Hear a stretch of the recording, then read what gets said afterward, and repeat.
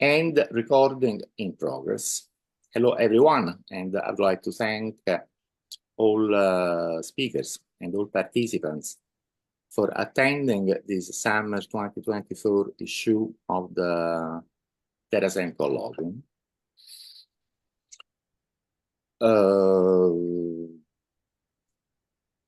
I'm sorry, I'm doing a couple of things in last minute to admit people in. This Terasem Colloquium is dedicated to futurist philosophy. We have called it Old and New, Radically Optimistic Futurisms.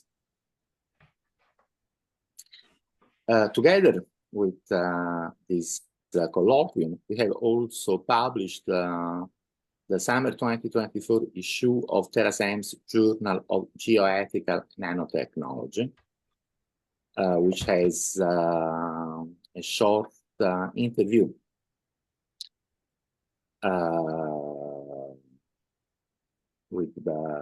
between me and David Orban. It's a question and answer of the current status of artificial intelligence and futurist philosophies, including effective accelerationism. And we also have a sneak preview of the next book by Alan Kaslev, who is the guy who started this wonderful Orion's Arm collaborative science fiction scenario.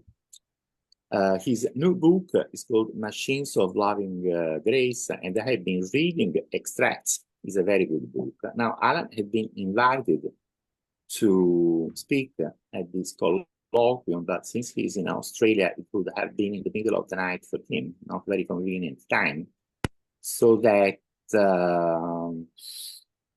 instead of coming to speak, had a video interview with me, and I'm going to publish the video in a couple of days together with the video of this colloquium.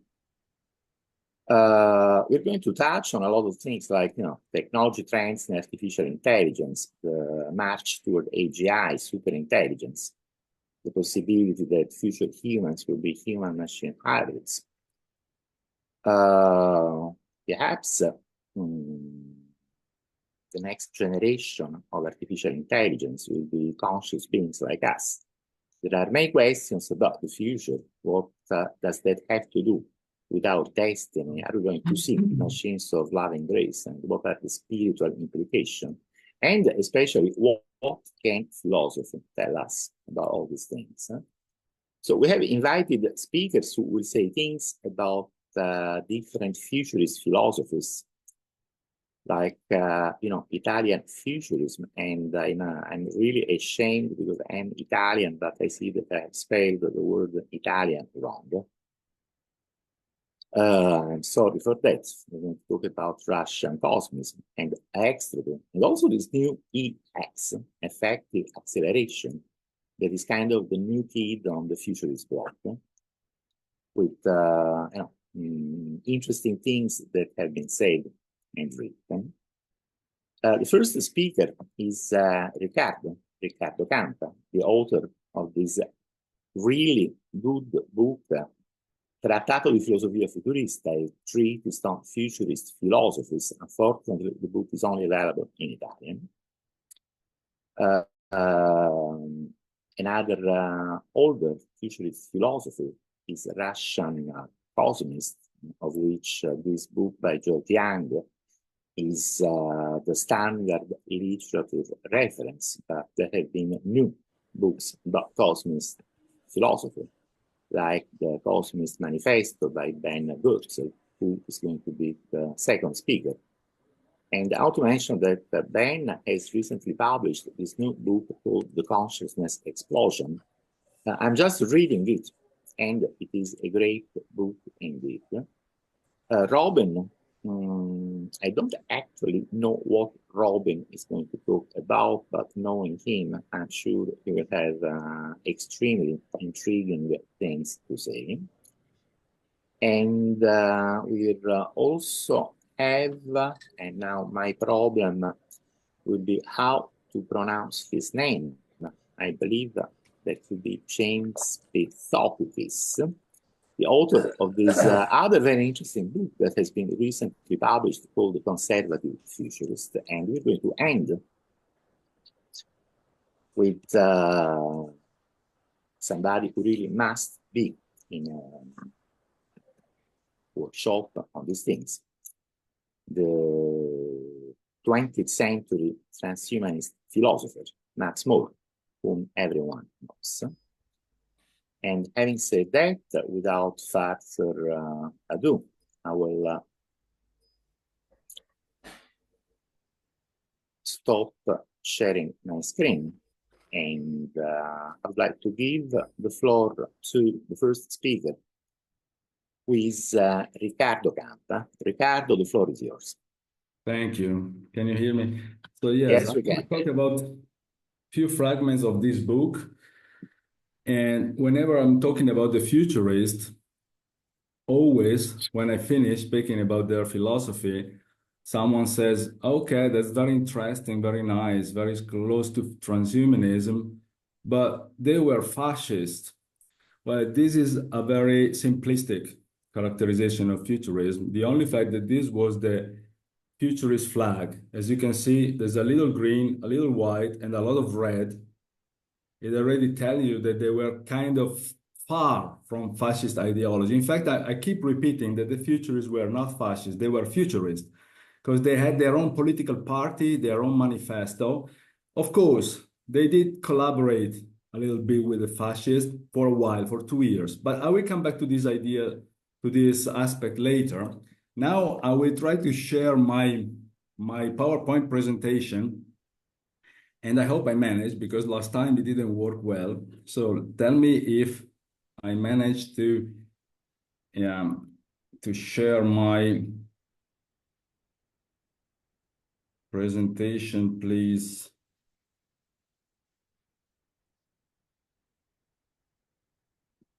Yeah, this is great. And, you know, last time, I mean, 2 or 3 years ago, you just forgot to advance the slides while you were speaking. So I think if you just show us the same is it slide that you are commenting, no, try to push on the second one on the side. No. So yeah, in my screen they are changing. So I understand that. No, in my screen they are not. Maybe if you go into presentation mode. What is this? Keynote or PowerPoint? Let me see. I see that on your screen. Now it's changing. Now it is changing, right? Yes. Now I see Manifesto 1909. Wait a second. I try to.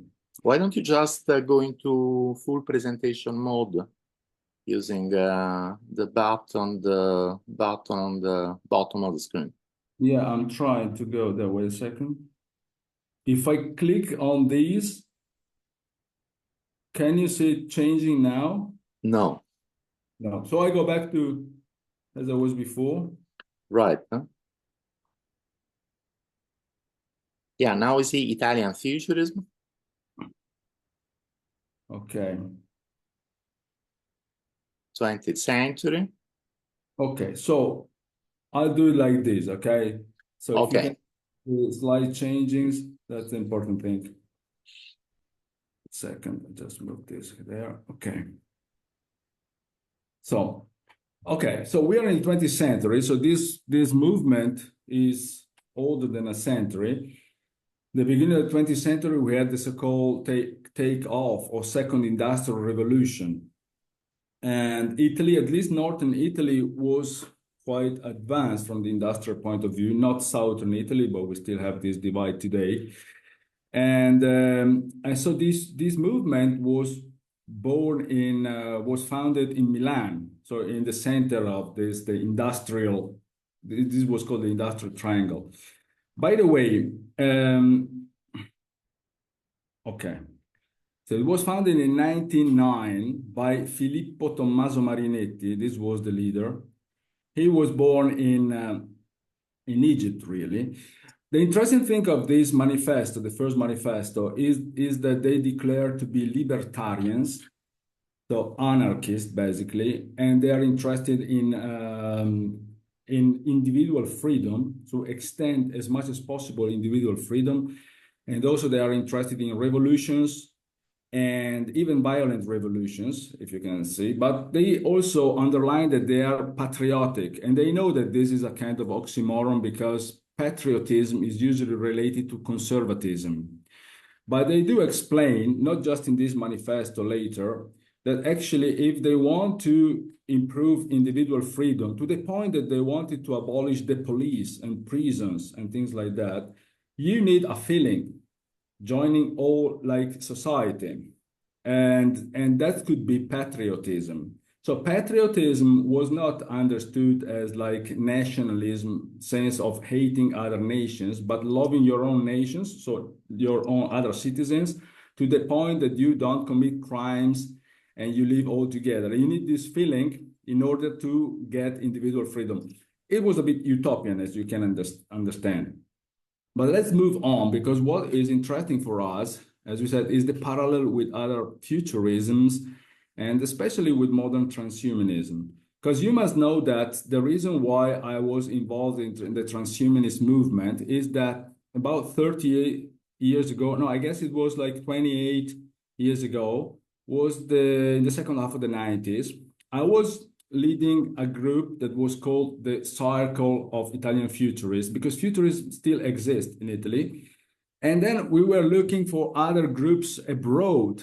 And then I came across an article written by Max Moore that was entitled Transhumanism Toward a Futurist Philosophy. So because I wrote down the word futurism and philosophy, and this article came out. And then I noticed that there were many similarities between transhumanism and Italian futurists of the beginning of the 20th century. Of course, there are differences because there were no computers at that time. So, but still, I will show you now what they wrote in their manifestos.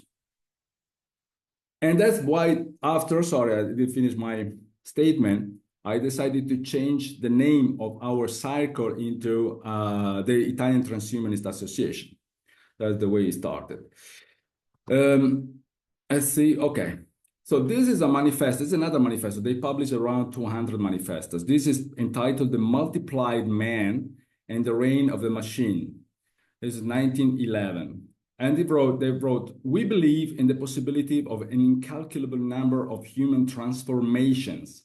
And we declare without a smile that wings are waiting to be awakened within the flesh of man. So they're thinking about transforming humans through by using technologies. Go on. Another statement, another fragment of the manifesto is in order to prepare for the formation of the inhuman and mechanical type of multiplied man, it is necessary to drastically reduce the need for affection. Future man will reduce his heart to his purely distributed function. As you can see, you can find this stereotype that a superior kind of man has to keep control over his own feelings and sentiments and so on. This is a very old idea, actually. It goes back to ancient Greece, because all these philosophers were thinking that rationality had to dominate over feelings and sentiment. Here, probably they take it to the extreme. They want to eliminate completely feelings. And this is, of course, the basis of many dystopias in science fiction literature. We don't have to agree with everything they said, of course. I take this for granted, yes. So they also wrote something like, the multiplied man of whom we dream will preserve his genital power until death, as one does one's stomach, and we never know the tragedy of old age and impotence. Mind that in the Italian manifesto, this was censored, this part. You find it in the English version of the manifesto. Of course, you may think about Viagra or hormone therapies that we have today. So they envision this future of like the slowing down aging and preserving sexual power, let's say. They were much into women and sex, probably politically incorrect in many respects at that time. So there were some feminists that then they kind of protested against this attitude, this toxic masculinity, if you want. But then they came to a compromise, and you must know that they were for gender equality, and they were very advanced then. They found a compromise with these feminists. And but then we come back later to this when we talk about their political agenda. The Technical Manifesto of Futurist Literature. This was published 1 year later in 1912, and Marinetti wrote something like, by means of intuition, we shall overcome the seeming irreducible divide that separates our human flesh from the metal of motors. They are envisioning a merging between humans and machines, so what we call now the cyborg. And this is a theme that keeps coming back in their manifestos. They're thinking that the human of the future will be a hybrid, human-machine hybrid. And at the point, they will also say that will be a man and female hybrid. So to be multiplied, to be augmented at maximum of possibility, they have also to overcome this gender divide. The Technical Manifesto of Futurist Literature, again, same manifesto, you read something like that. After the reign of the animal, behold the beginning of the reign of the machine. Through growing familiarity and friendship with matter, which scientists can know only in its physical and chemical reactions, we are preparing the creation of the mechanical man with interchangeable parts. So first of all, you can notice that here they mark a distinction between them and scientists. Because they were artists. Most of them, they were poets, painters, or actors, architects. They still speak in very positive way about science. My friend Giulio Prisco also wrote an article. They have a very interesting idea of science. Science have to increase the sense of the unknown according to the futures. They had a kind of modern understanding of science as not something that you accumulate over time as the positivist thought, but something that may be changed through revolutions. By the way, they had this positive attitude towards science, but they also think that the academic world is very static, is very pedantic, is very conservative. And so poets and artists may help scientists to be more daring and more creative. And okay, second point of this, as you can see, they're talking about the mechanical man with interchangeable parts. This is the idea that you can not only create a hybrid human machine, but you can change parts. Mind that Karl Marx said the superiority of the machinery over the animal is that you can change a machine piece by piece. You cannot change a horse piece by piece. A horse understood in that sense as a means of production. And here they say, okay, but we can also change animals and humans into beings that can have interchangeable parts. Here we got the Technical Manifesto of Futurist Literatures again, and we read another interesting sentence. We will liberate man from the idea of death, and hence from death itself, the supreme definition of the logical mind. The logical mind tells us that we are mortal. It goes back to this syllogism in ancient Greece that all humans are mortal. Socrates is a human, so therefore Socrates is mortal. But the idea, according to the futurist, we can defeat that. We can defeat that using science and technology. And therefore, they are immortalists. We can say more about this because they are not totally materialist and atheist, but still they think that this world is important and we can achieve immortality or at least eternal youth in this world. And then we got another interesting manifesto. This was published in 1916, The New Religion of Speed, or Velocity if you want. And here we got an interesting sentence. Marinetti said, Italians, be quick and you will be strong, optimistic, invincible, and immortal. And they why immortal? And here again, we have another, we need a philosophical reflection. In ancient Greece, they thought that the only real things are things that are unchangeable. If something is changing, that is not real. So they were looking for the so-called arche, for this substance which is invisible beyond phenomena, that is unchangeable, is uncreated and eternal. And this is the real thing, the thing that is really existing. The conclusion of the ancient Greeks was that our body is not real because it keeps changing. We get old. We are made mostly of water. So this water comes in and out continuously. Our atoms keeps changing. So they were looking for something stable. For instance, we know Epicurus said that the stable things is atoms themselves, or Thales says this is water, or Heraclitus, this is fire, or the apeiron and other substances. Here, the interesting thing is that the futurists, they kind of like turn upside down this way of thinking, because they say the real thing actually is what is changing. And they say, think about it. If we get faster and faster and faster, no, we can achieve eternity. So to achieve eternity and therefore divinity, there are two ways. Either we stop moving and changing, or we do the opposite. It is not necessary to deny the becoming of things to achieve eternity. In fact, they say the more the speed increases, the more the amount of our life increases. So given the Galilean equation that speed equals distance over time or divided by time, the extreme limit, so infinite speed, allows eternal life in just one instant. Think about it. If we travel not at the speed of life, but imagine that we can travel at infinite speed, then in one instant, we have eternity. So, conclusion, to become more divine, less human and more divine, we have to move faster. And we can move faster by building faster machines, like airplanes or trains or cars. That's the moment when they invent all of these machines. So inside the machine, there is divinity. Now, he wrote another book, quite interesting. Marinetti, was entitled Come sedurre le donne, How to Seduce Women. As you can see, you can still see this toxic masculinity here. But basically, you must know also that he wanted to abolish family and said to reduce the sexual intercourse to a mechanical contact and things like that. But in fact, he got married. He had a kind of traditional families. He really loved his wife. So he was not consistent in this.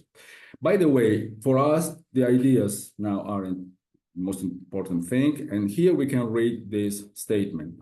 Surgery has already begun the great transformation of man, the great transition of man. After Carrel, he means Alexis Carrel, the Nobel Prize for Medicine, the French guy, that he was also a utopian. He wrote a book and he wanted to achieve like eternal youth and to create a new kind of man, a superior kind of man. By the way, after Carrel, Marinetti writes, the surgical war carries out the physiological revolution in a flash, fusion of steel and flesh, humanization of steel and metallization of flesh in multiplied man. The multiplied man is the augmented human. Yes. Body engined with various interchangeable and replaceable parts, immortality of man. Now, sometimes they write this way without syntax. It's inside the way of doing literature. By the way, yeah, if you read the book, it's quite interesting because it's trying to convince women that all these men coming back from the First World War, from the front, here is 1917, and they come home mutilated. These men lost their limbs, they lost their arms, and these are replaced with prosthetics, artificial prosthetics. They said that they are more fascinated. These men are more attractive. They are more beautiful because these are cyborgs. So women, you should reproduce with them, not with men with their own limbs and things like that. So that's quite interesting. Let's move on. Fedele Azzari is a quite an interesting character here. He wrote a book entitled Vita Simultanea Futurista in 1927, is simultaneous futurist life, or futurist simultaneous life. And he was a pilot, as you can see in this picture. He was a pilot and also a businessman. and an intellectual, of course. He was also writing. And in this book, we find this sentence: the current duration of our existence is frighteningly short compared to the intellectual possibilities that develop in proportion to lived experience, and they are immediately cut short by old age and death. He finds very frustrating this fact that life is getting very rich thanks to new technologies, to the possibilities of traveling from a continent to another continent, or communicating by radio and things like that. And still we're getting old and dying very quickly. So this is frustrating. So one response to this problem is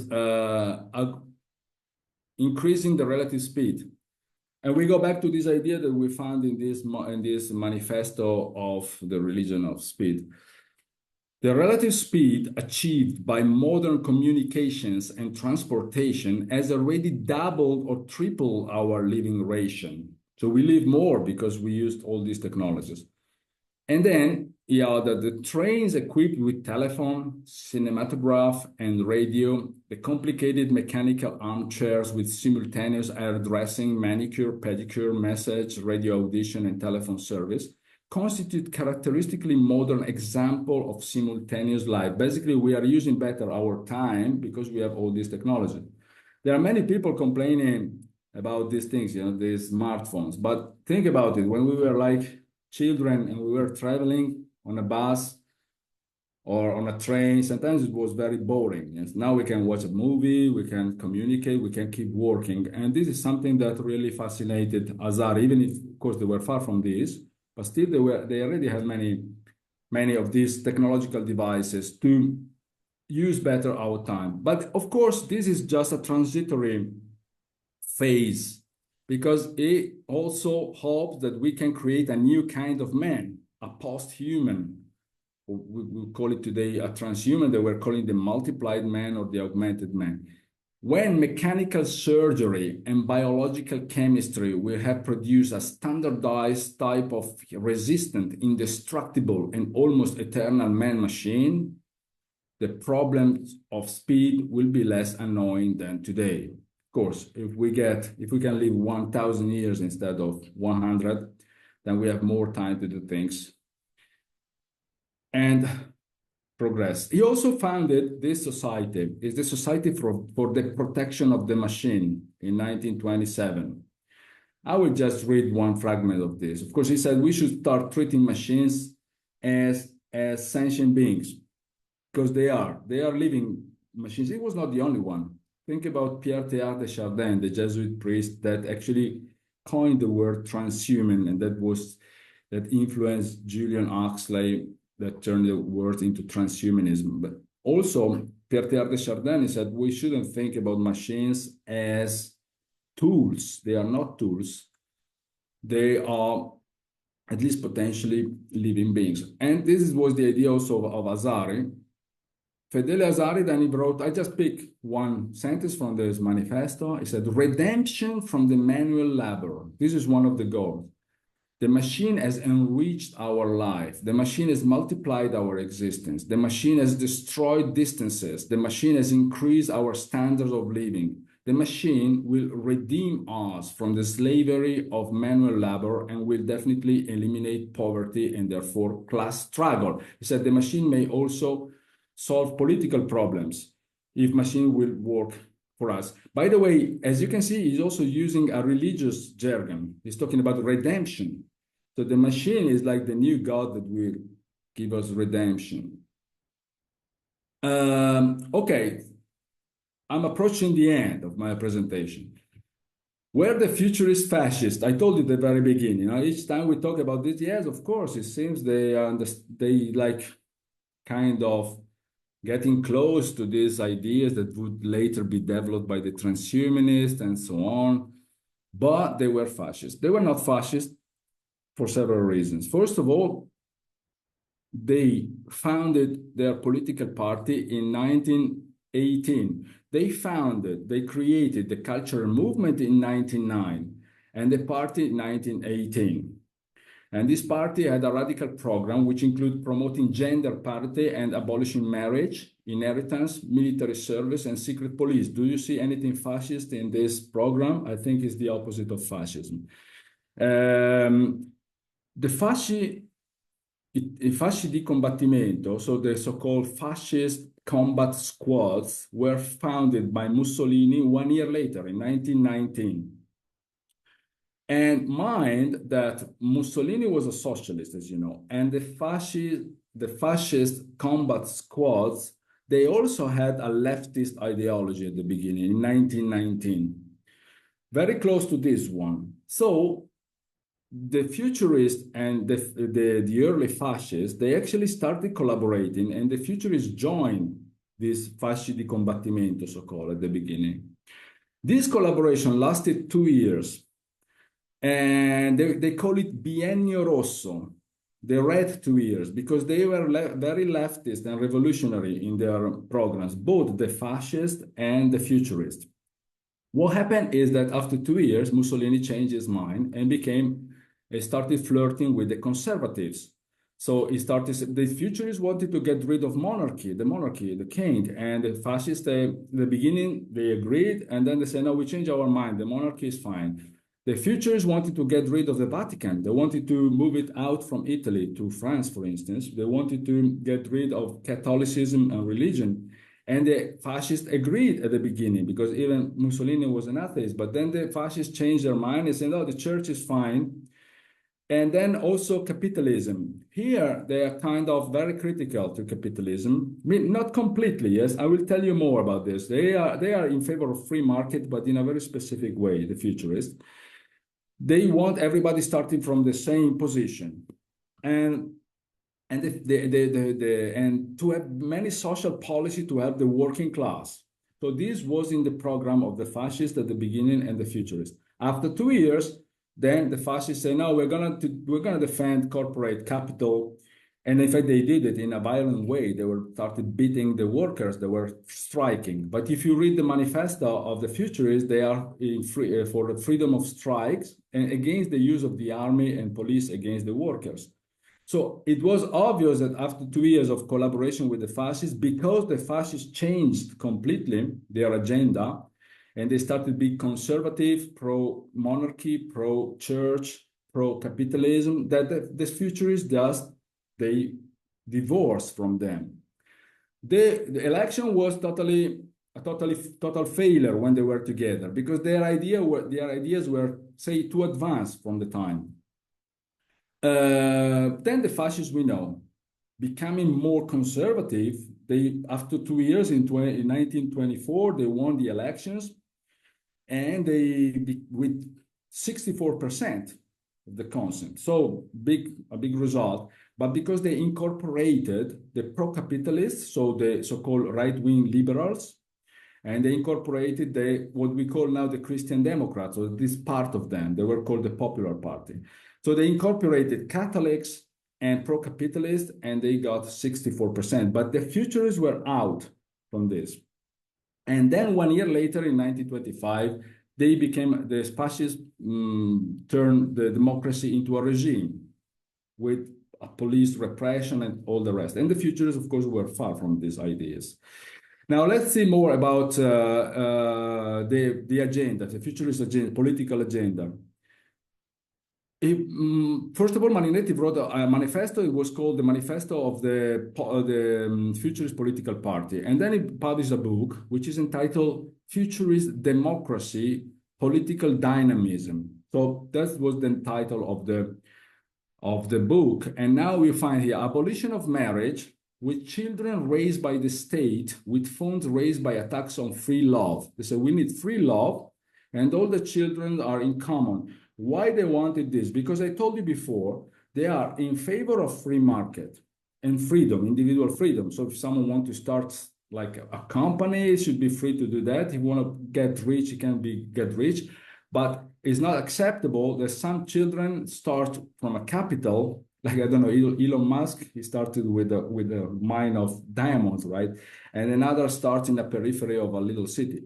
So all the children must start from the same position with no capital. So it's illegal to give money to the children. But of course, we know that it would never work. So the only way to go out from this is taking all the children out of their families and raising them inside schools or barracks, let's say.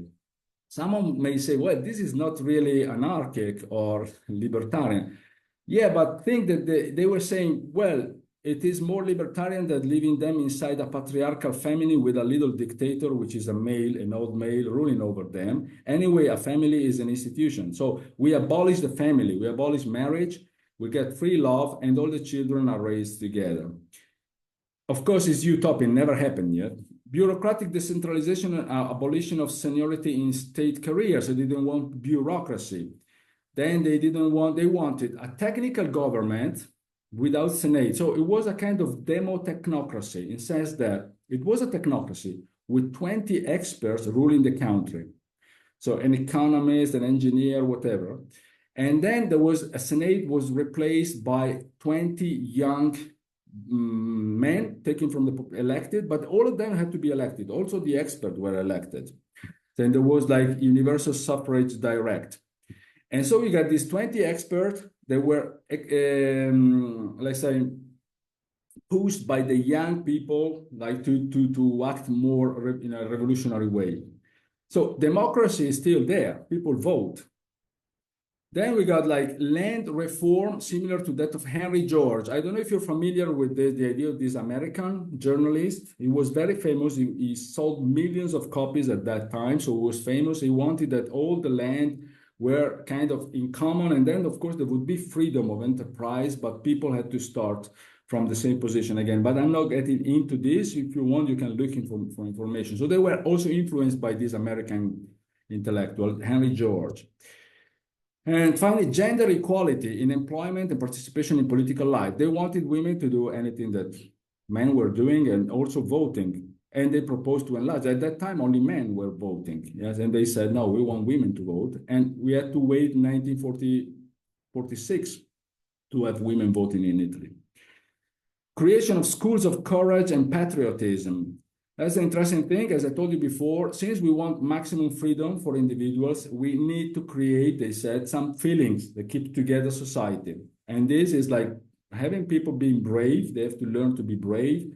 And they have to learn patriotism as love for other people living on their territory. Mind that there is no ethnic identitarian position here. It says that they're very clear who are Italians. It said that there are people living in Italy understood as a geographic place. And anybody that feels Italian is Italian, regardless the race or the religion or whatever they are. Mind that these ideas are also present in the doctrine of fascism written by Giovanni Gentile. So the fascists at the beginning were also anti-racist. They said, is Italian those that feel Italian? Anybody can be Italian. Italians, then of course, they have this rhetoric, nationalistic, that Italians are creative people, they are artists, and so on. If you're an artist, if you're creative, you are Italian. Racism comes later. In 1938, under the influence of Nazi Germany, and then Mussolini get influenced, and they publish a Manifesto della Razza, so much later, and Marinetti refused to sign it because he's against this ideology. Okay, last point, prison reform, abolition of the political police. And again, you see, the fascism actually gave much power to political police and they didn't want even to exist. And final reflection, I don't know if I have time. If I have no time, I stop here. But do I have time, Giulio? A few minutes? Or? You do have a couple of minutes, especially because Ben is not here yet. My reflection is very quick, by the way. Not infrequently, that's what happened. You know, performances, exhibitions, rallies, theatrical performance by the futurists ends with shouts from the audience inviting the futurists to go to the mental hospital. They were too advanced for their time with all these ideas, hybrid human machines, and then, you know, all these utopian ideas in politics and so on. And these artists, they actually were engaging in first fights with the public. They were fighting with them.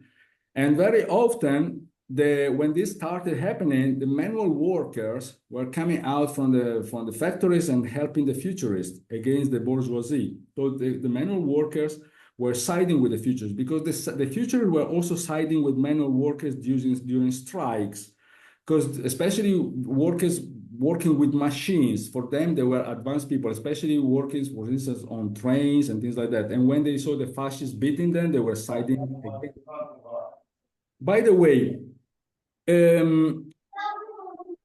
for their part, the futurists decide to take it as a compliment, to take these accusations as a compliment. What are you saying? Are we crazy? Hurrah! Yes. Here is finally the final word that I was waiting for.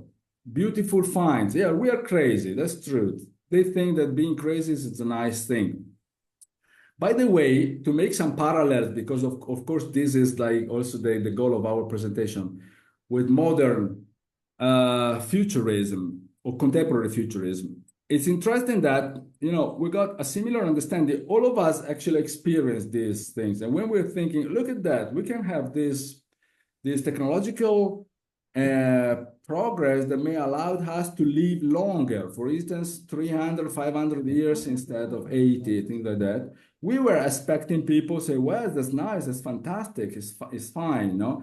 But in fact, as Aubrey de Grey also said, there are people that react in a very unexpected way. It's like the prospect of eventually being able to combat aging as well as we can currently combat most infectious diseases, essentially to eliminate aging as a cause of death, in other words, strikes terror into most people. And it's hard to understand why. But it's interesting that because this is the oldest dream of humanity. If you go back to the oldest piece of literature, is the Epic of Gilgamesh, you find Gilgamesh trying to get eternal youth or immortality. And then you find... Excuse me to interrupt, Riccardo.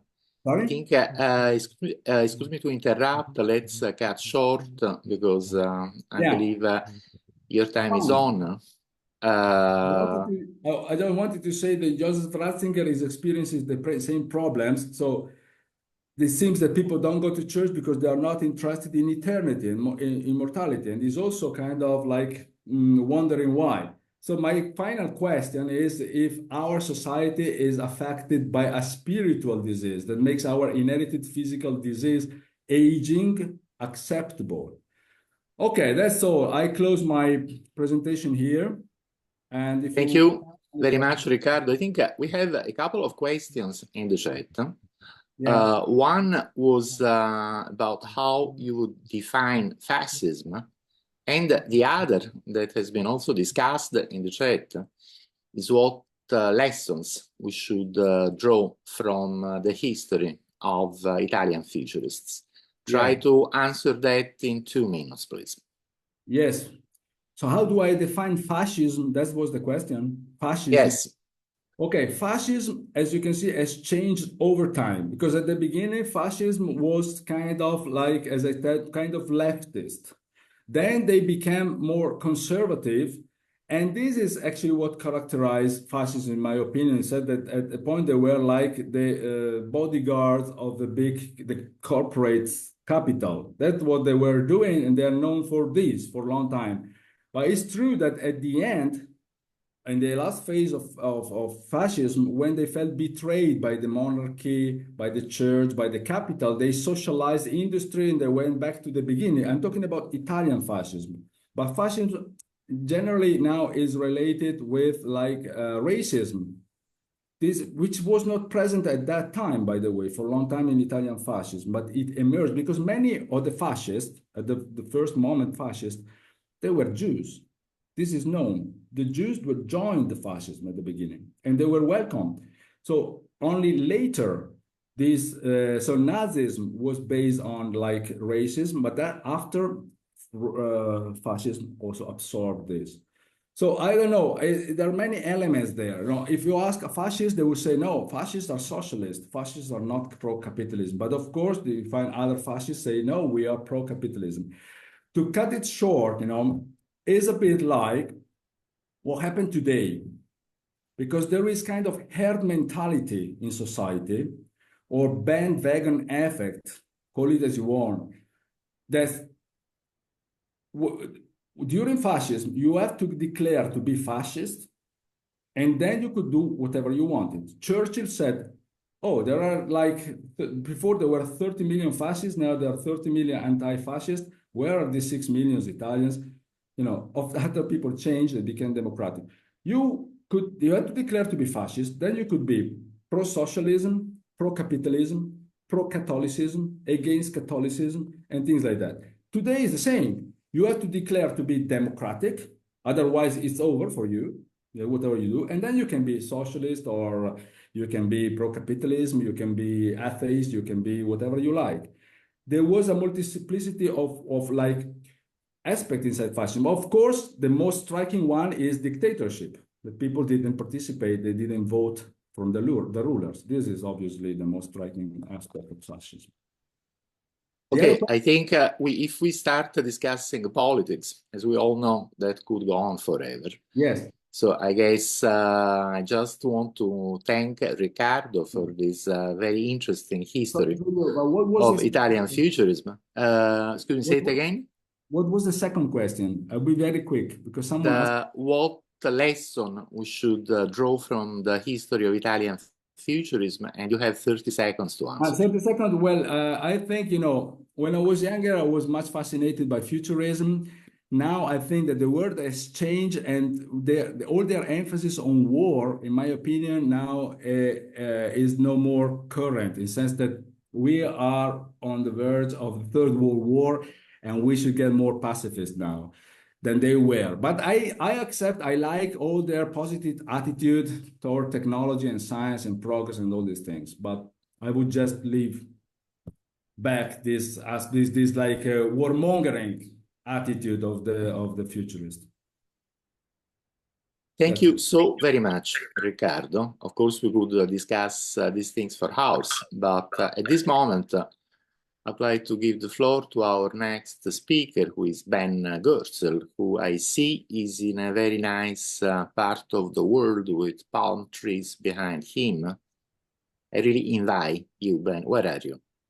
I'm close to you, actually. I'm on the island of Rhodes in Greece, which I ended up here sort of by accident. We had a Singularity Net event in Antalya in Turkey, and I was supposed to head to our company's office in St. Petersburg after that, but we ended up not doing that due to some visa-related issues, not for me, but for a member of my family. So, but anyway, as a bonus for these visa issues, I got to some spare time in Europe, and I'm here in a very pleasant place, absolutely, and been,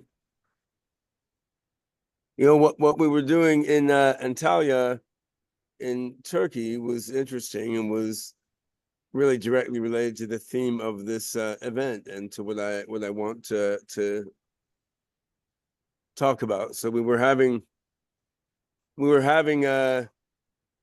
an event for a new entity that I've been involved in forming, which is called the Artificial Superintelligence Alliance, which is actually a merger of 3 existing organizations: Singularity Net, Fetch.ai, and Ocean Protocol, which are 3 decentralized AI-oriented organizations. And we're doing something somewhat novel on the business side, and that each of these 3 organizations has a cryptocurrency, a utility token, which is used for payment for AI services on their respective decentralized AI platforms. And we're merging the 3 tokens of the 3 platforms: the AGIX token of Singularity Net, the FET token of Fetch.ai, and the Ocean token of Ocean Protocol.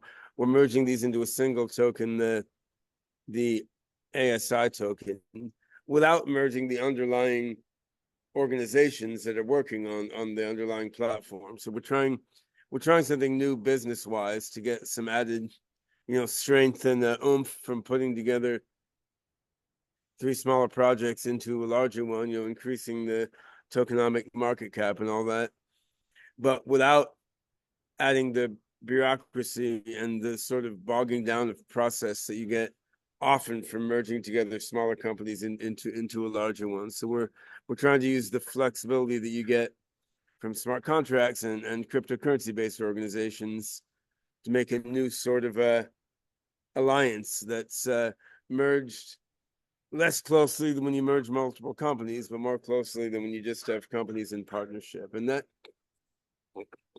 what we're doing with ASI Alliance on the technical and business level is interesting and relevant to SingularityNet in itself. But even before I get to that, I just want to comment that, pulling together 500 people, mostly with a business background, in Antalya for an event about superintelligence is something that wasn't happening a few decades ago, right? I mean, so I think what we have in this event, as well as the particulars of the event, it's a real indication of the mainstreaming of what were not too long ago really wild, out there, futuristic concepts. And part of it is just hype and the inflation of language use, and part of it is a genuine mainstreaming of the ideas, right? I mean, of course, I introduced the term AGI in an edited book called Artificial General Intelligence in 2005. We haven't created a human level AGI yet, in spite of what some people might say. We have powerful AI systems, but we don't have human level AGI systems yet. But already the rhetoric is moving beyond AGI onto ASI to superintelligence. And, a couple of weeks after we announced the formation of this artificial superintelligence alliance in the crypto world, we saw Ilya Sutskever from OpenAI and formerly a bunch of other august, big tech companies. He's now started a new company, which is Safe Superintelligence Incorporated. So now suddenly doing AGI isn't enough to make you one of the cool kids on the block, right? You've got to be doing superintelligence, and you wonder what comes next, like hyper intelligence or super duper intelligence, right? I mean, it's in a way, it's kind of funny the way the labeling outpaces the actual achievement. On the other hand, a man or a superhuman's reach must exceed their grasp, right? And I think what we see happening here is the vision of AGI and even the vision of an ASI, which is far beyond human intelligence, is becoming palpable to a greater number of people. So you can viably have a business summit, not in Silicon Valley, but in Antalya or really anywhere else. I mean, you can viably have a business summit, which is discussing practical here and now applications of AI, how these applications are moving toward general intelligence, and then how this general intelligence might self-modify and move towards super intelligence. And you can have this discussion in an audience of forward-looking but not that out there or extraordinary business people from Turkey and around the region, and it all is perceived to fit, right? And so these ideas of AGI and then superhuman superintelligence and the disruptive impact these have, for most of my career and most of the career of most of the other speakers here, these were really pretty far out of the mainstream strange things, right? And even when Nick Bostrom published his book Superintelligence, which was 2012, which sort of casts a pall over that term by associating it with his dystopian sort of Hollywood movie-esque view of superintelligence. But I think now we've rescued the term superintelligence from its bostromization. But I've even at that time in 2012, not that many folks were taking these concepts seriously. So I think it's an interesting, very interesting time now. And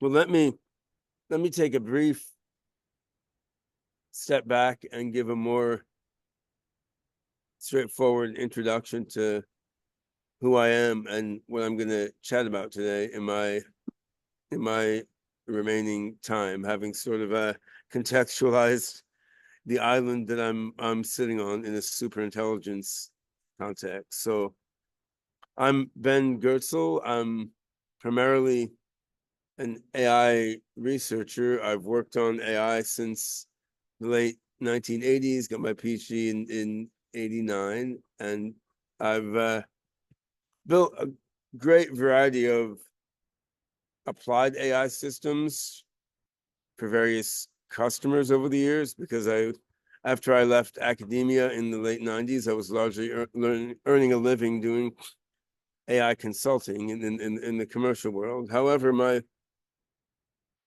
primary research interest in the beginning has been building real thinking machines that can think as well as people and ultimately much smarter than people. And I coined the term, or introduced the term, AGI in an edited volume of that name in 2005 to sort of distinguish machines that can make leaps of imagination and generalization beyond their initial programming and training, to distinguish this from AI systems that can only do one particular thing. And I've was certainly interested in transhumanism since long before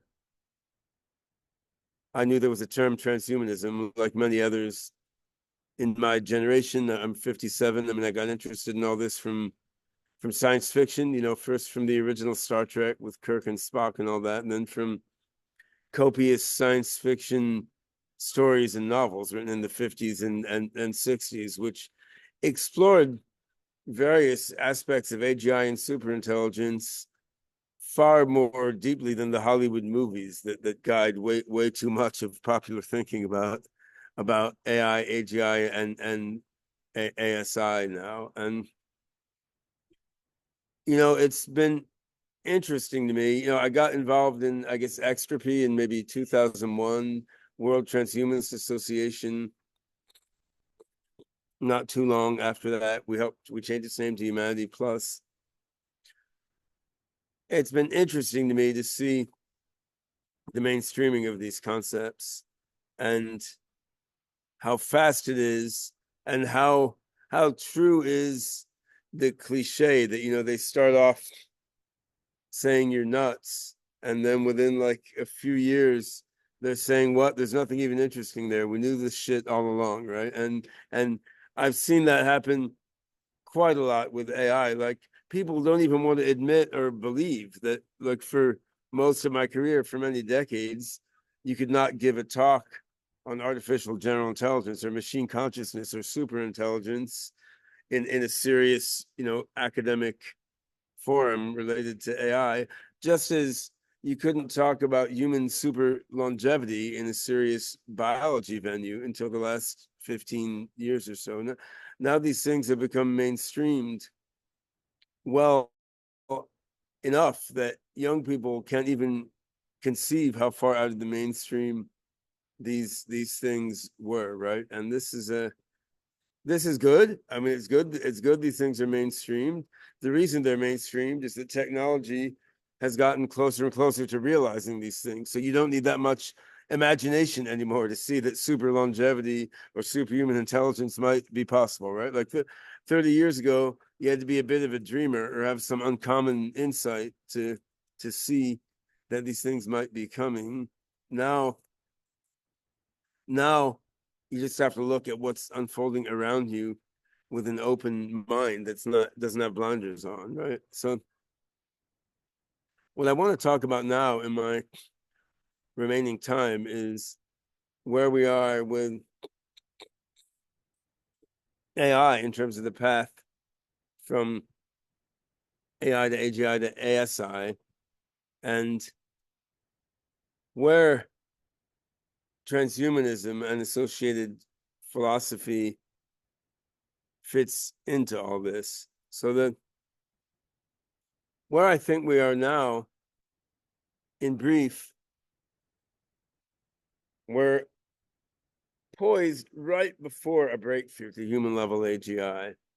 And of course, you can't prove that until you're there, just like, the Wright brothers didn't fly until they flew, right? And so up till that point, you could say, well, no one made powered human flight yet. And it's true. No one has made human level AGI yet. But I think there are multiple lines of evidence we can look at pointing to the notion we're going to get human level AGI within a few years. I mean, one is what I'd call Kurzweilian, just plotting the advents of supporting technologies such as compute power and networking and so on. And Ray was not right about everything in his book, The Singularity is Near, or his earlier books like Age of Spiritual Machines.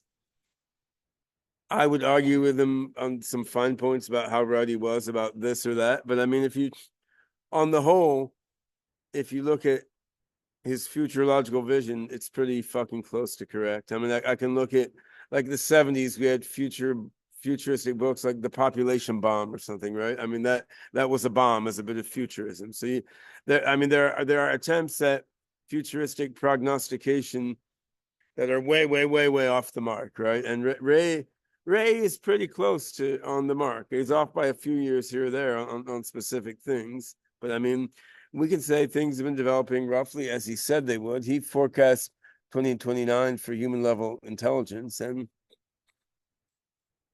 it's looking plausible. And we now see CEOs of major corporations giving similar timelines, which is quite interesting, right? I mean, another piece of evidence, which is sort of an obvious and dumb one, but I mean, systems like ChatGPT and Llama 3 and Mixtral and Claude and so forth. Well, I don't think these are viable AGI architectures. I mean, they're doing a lot of the stuff that we wanted to see from a human level AGI. They're weak at fundamental creativity. They're not going to invent a new genre of music or literature. They're weak at complex multi-step reasoning. They're not going to author novel scientific papers. Nevertheless, I mean, they're doing an awful lot of things that commonsensically feel like human level intelligence to us. And I don't think it's fair to dismiss that just because they're cheating in a way by bunging together all human knowledge into giant lookup tables. I mean, they're still doing amazing stuff that in the past we would have thought would require full-on human level general intelligence. So that these are two lines of evidence. The third line of evidence means more to me, but less to others without my own particular scientific and technical bias. I mean, when I look at what's going on in my own AGI project, which is the OpenCog Hyperon project, the new version of the OpenCog proto-AGI system we started developing in 2008. We're moving fast. We don't have a human level AGI yet. We started rebuilding the guts of our system 2 years ago, but the pace at which we've been able to rebuild the guts of the system is remarkable by the past history. I mean, like we developed a whole new programming language paradigm, started 2 years ago. The language works. It should be scaled up to work on high speed and large amounts of memory in like a year, 9 months more or something. So we're progressing fairly rapidly toward building our AGI platform that combines deep neural nets, logical reasoning engines, and evolutionary learning. And while we haven't gotten the sort of GPT 3 or 4 level wow moment for the world yet, the research results we're getting are exciting to all of us involved in the project. And I know my colleague Neil Geisweiler, a French AGI developer currently living in Bulgaria, but he said when I recruited him to work on the project would have been perhaps 2009 or 10, he said, well, Ben, I believe your approach to AGI, but when I look at what it's going to take to implement all this, it's going to take 20 years. I'm like, well, this was 2010. Well, I hope it doesn't take 20 years. I hope it's more like 8 or 10, but if it takes 20 years, like I've got 20 more years, right? Let's do it. So he hasn't adjusted his timeline much, right? He still thinks we'll get there before 2030, because he's just looking at the precise programming steps that need to be taken. So yeah, for me, looking at Kurzweilian style extrapolation, looking at what current non-AGI systems can do, and looking at the progress of my own research program using multiple AI paradigms together to work toward AGI, all of these to me are pointing toward we may well get human level AGI in the next 5 years or so. And could be 3 years, it could be 8 years. I mean, I don't think it's 50 years. I don't think it's tomorrow. And as far as superintelligence goes, Ray put the singularity at 2025 after human level intelligence at human level AI at 2029. I don't buy that, because it's pretty clear to me I.J. Good's 1965 notion of the intelligence explosion has some meat to it. And once you have a human level thinking machine, it's going to be able to do AI development. It's going to be able to do hardware development. It's going to do programming language development. It's going to do software optimization. It's going to be able to make multiple copies of itself. Like, once you've got a human level AGI that's as smart as the people on this call, I don't see why it's not going to be able to create a significantly smarter AGI within a few years or something. I mean, it could be less. And then that guy can create something even smarter, and presto, intelligence explosion. So I would say it's years, not 16 years. It's some small integer number of years from AGI to ASI. And so this brings us to philosophy. It brings us to the question of, is this a good thing? In what sense is it a good thing? What can we do to make it a better thing by different senses of better? I mean, so as most of you already know, I radically disagree with my friend Nick Bostrom and our mutual friend Eliezer Yudkowsky on this. I mean, they're of the view that if you create a human level AGI and you haven't somehow architected it in a special way to guarantee that it's safe, then it's almost certainly going to kill everybody. And I just think this is batshit crazy. I mean, there's no reason to believe something like this. It's paranoid, emotional thinking, albeit carried out by very intelligent, rational human beings, right? I mean that if you want to say we're stepping into the great unknown and we cannot rationally know what's going to happen, of course, I mean that we can say.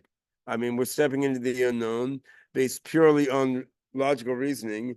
Our confidence intervals for the future should be very, very wide, and I can't argue with that. I mean, there's a certain amount of intuition or faith, or call it what you will, and thinking about what happens after we have machines much smarter than us. But to say with confidence that bad things will happen if we don't make absolutely sure they won't, like there's no rational logical argument for that, right? Which is funny, because there's a bunch of rationalists putting forth this argument, but it's not really based on reason. It's based on emotion. Now, I think my own emotional orientation is different. I would say I have an intuitive, or perhaps to some extent spiritual sense that this is all going to come out very well. And I have a strong feeling that AGI that we create will morph itself into ASI, which will be very kind and compassionate to humans and other sentient beings. And I think we will be able to put the kindness and compassion in our hearts into the AIs that we create in a way that will bring about a highly positive technological singularity.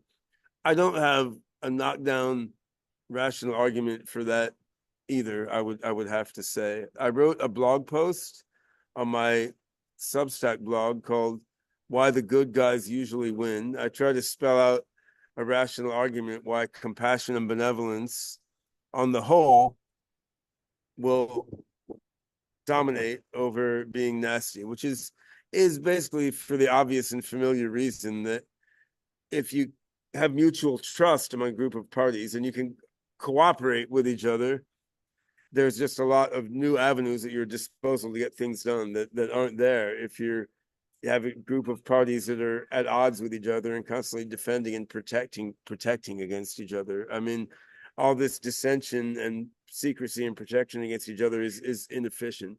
There's more computational power if you have trust and cooperation. So I tried to lay out a rigorous argument for that. That said, it's a statistical argument, right? It certainly doesn't tell you with any degree of certainty that rationally the singularity is sure to come out well. Like we don't know that. Like rationally, the confidence intervals are wide. It's fair that we each have our own instincts and intuitions, and we should acknowledge those for what they are. Now, what we can do, even though we don't have absolute certainty, what we can do, it seems to me, is work to guide and bias the evolution of AI technology in what we view as a positive direction. And of course, not all humans view the same thing as a positive direction. We can't even agree on basic things like should abortion be legal or should rich people send starving children money, right? 60% of Ethiopian children are now brain stunted due to malnutrition. The world isn't doing fuck about it, right? So, we don't agree with each other on what's good or ethical now. We don't agree with our own selves about what's good or ethical now. It's not like there's a simple, consistent body of human ethics that we can pass on to an AGI, even if we wanted to. But nevertheless, there are some reasonable things we can do, right? We can do our best to make sure that as AGIs grow up and start doing things in the world, they are working on education, healthcare, mental health, creating art in a way that doesn't plagiarize and rip off human artists, creating science for human benefit, not for weapons development. We're not doing a great job right now at orienting what AI does in a positive way. I used to say the main applications of AI on the planet are spying, killing, crooked gambling, and selling people junk they don't need.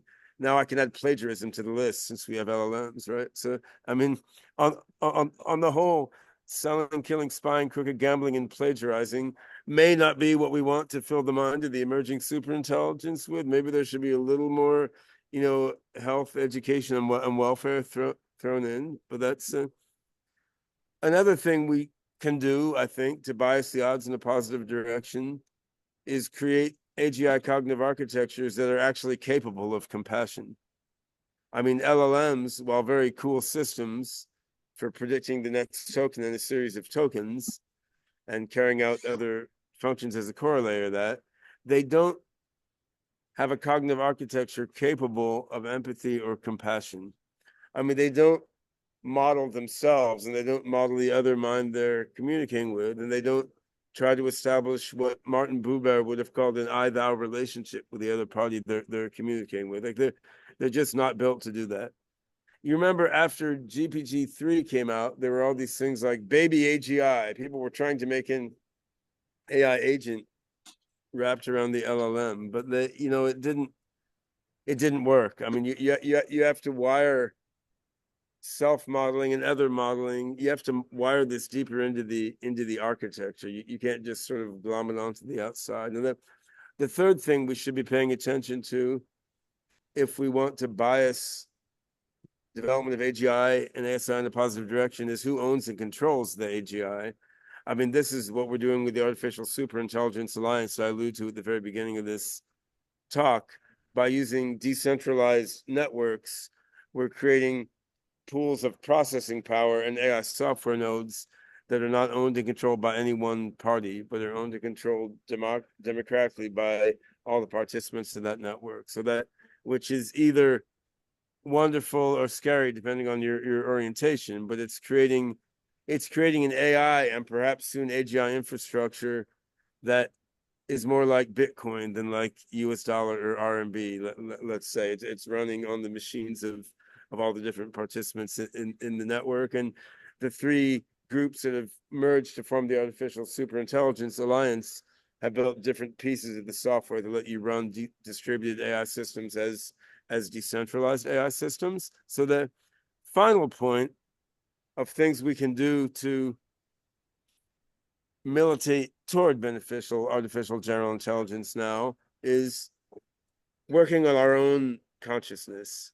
And obviously, if we need to enlighten the human species in order to create a beneficial AGI, we would seem to be in a very bad position, because I do think the human species has been becoming more enlightened and more compassionate historically over time, but that is happening more slowly than the advance of AI technology is now, right? But nevertheless, I think, it's never a waste to uplift your own consciousness, make yourself more self-aware, more compassionate human being. And I think that to the extent that people involved in building AGI and rolling out AGI, to the sense that these people are kind-hearted and enlightened without getting too woo-woo about it, individuals were more likely to create a beneficial singularity. And of course, AI and other advanced technologies have a lot of potential to help people advance their consciousness as well, which goes into brain-computer interfacing and neurofeedback, a bunch of other cool stuff I don't have time to talk about now. But I do, however, want to take a moment to hawk my new book, which touches on all these themes, which is called The Consciousness Explosion. And you can download a free PDF copy at theconsciousnessexplosion.ai. You can also find it in hardcover paperback or Kindle versions at bookshop.org or at Amazon or other online retailers. And my co-author Gabriel Axel-Montes and I go over all the points I've alluded to here and many more there at far greater length than I've been able to now. So to wrap up, I think we are at a unique and critical juncture in the evolution of mind in our corner of the universe, let alone in the evolution of our species. I believe we're quite close to creating AGI and then ASI, and realizing so many of the visions that have been clear to many of us in the transhumanist world for quite some time. We cannot know for sure what's going to happen in that transition. Personally, I have a strong intuition it can come out quite well, but we can increase the odds of this happening by, joining forces together to push toward positive AGI, positive ASI, a positive singularity. And there's a lot of important things that can be done along these lines, which I don't have time to go into now because I've used up my time. But I have organized the AGI conference series, which is a technical research conference each year since 2006.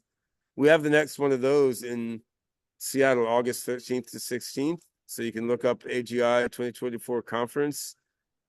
You can watch it or participate online, or please come to Seattle and participate face-to-face. Amazing group of keynote speakers this year. But as well as that technical research conference, I started earlier this year a new series, which is BGI, Beneficial General Intelligence.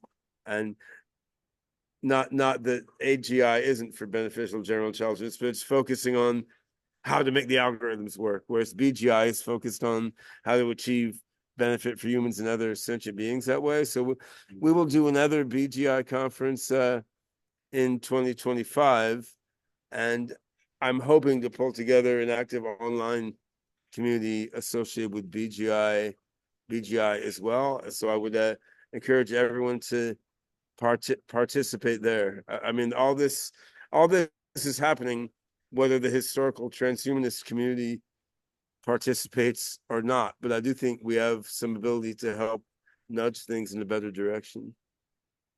Thanks. Thank you very much, Ben. I'm sorry to have to cut you short. It's always a very unpleasant part of the host role. But we are pressed for time. Unfortunately, we don't have time for questions to Ben. I see that there are a couple of questions for you in the chat. One was about the ARC AGI prize, but I would like to ask you to address those points in the chat. Sure thing.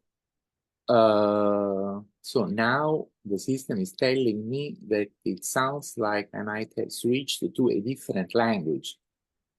I don't think that is the case. You sound English to me. I don't know. Yeah, but anyway. Okay, so I'd like to give the floor to the next speaker now, who is Robin Hanson. Hello, everyone. Hello, Robin. I am going to put in the chat a link to the blog post that our organizer liked and suggested I talk about here, which was a post from a while ago. It was inspired by a recent essay by Mark Andreessen and this book by James Will Talk After Me about imagining that the main political alliance or axis in society would be oriented around futurism versus something else. They both hope for that and recommend it. And many people over the years have suggested something like this. I think James calls it upwing versus downwing. Other people have called it, I think Postrel called it dynamist versus statist, optimist versus Luddite, modernist versus reactionary, high-tech versus high-touch. Over the years, a lot of futurists have wanted, even lusted after, our issue to become more central to politics so that everybody is arguing about and talking about our issue in terms of whether we're right or our opponents are right. And you could see why that would be a natural lust to have. Presumably, our status would rise if the main orientation of politics were around our issue, or our issue is at least central to it. So I'm a professor of economics, but I got my PhD in formal political theory a long time ago. So I've kept up with some of the literatures. So first, I just want to remind you, or tell you if you don't know, that in fact, a basic result in political science is that in recent centuries, at least, most democracies have oriented themselves around a main political axis. What this axis is has changed, but in fact, this has been a key observation that, say, in U.S. Senate or House, you can explain a huge fraction of votes in terms of who votes for what in terms of this one political axis, left versus right. And this is true in a lot of other countries as well. And what we see is that this one axis changes over time through what people call realignments, but that it's a consistent long-term fact that politics tends to be organized around a single main axis. And that's obviously a bit puzzling given the, in fact, high-dimensional space of policy. And we understand that in game theory terms, in terms of loyalty to the different parts of a political coalition. Once you've agreed on what the main axis is, then if you're focused on orthogonal issues, that looks a bit like you are distracted from and maybe betraying the main axis of fighting. And so everybody needs to be loyalty locked down to fight about the main axis. And then if you want your issue to be highlighted, then basically you have to, project it onto the main axis and get people on one side to be for it. And then by natural result, people on the other side will be against it if it's going to be part of the main political conversation. So now you should note that most ancient societies and even most small towns don't so much have this one main axis. They just have one ruling coalition that dominates things. And it's a stage of development in some sense when societies reach this point where there is a main axis of disagreement, and democracy is highly correlated with that. It happened a bit in ancient Greece and Rome that they had sometimes a main axis of disagreement and people aligned along it. But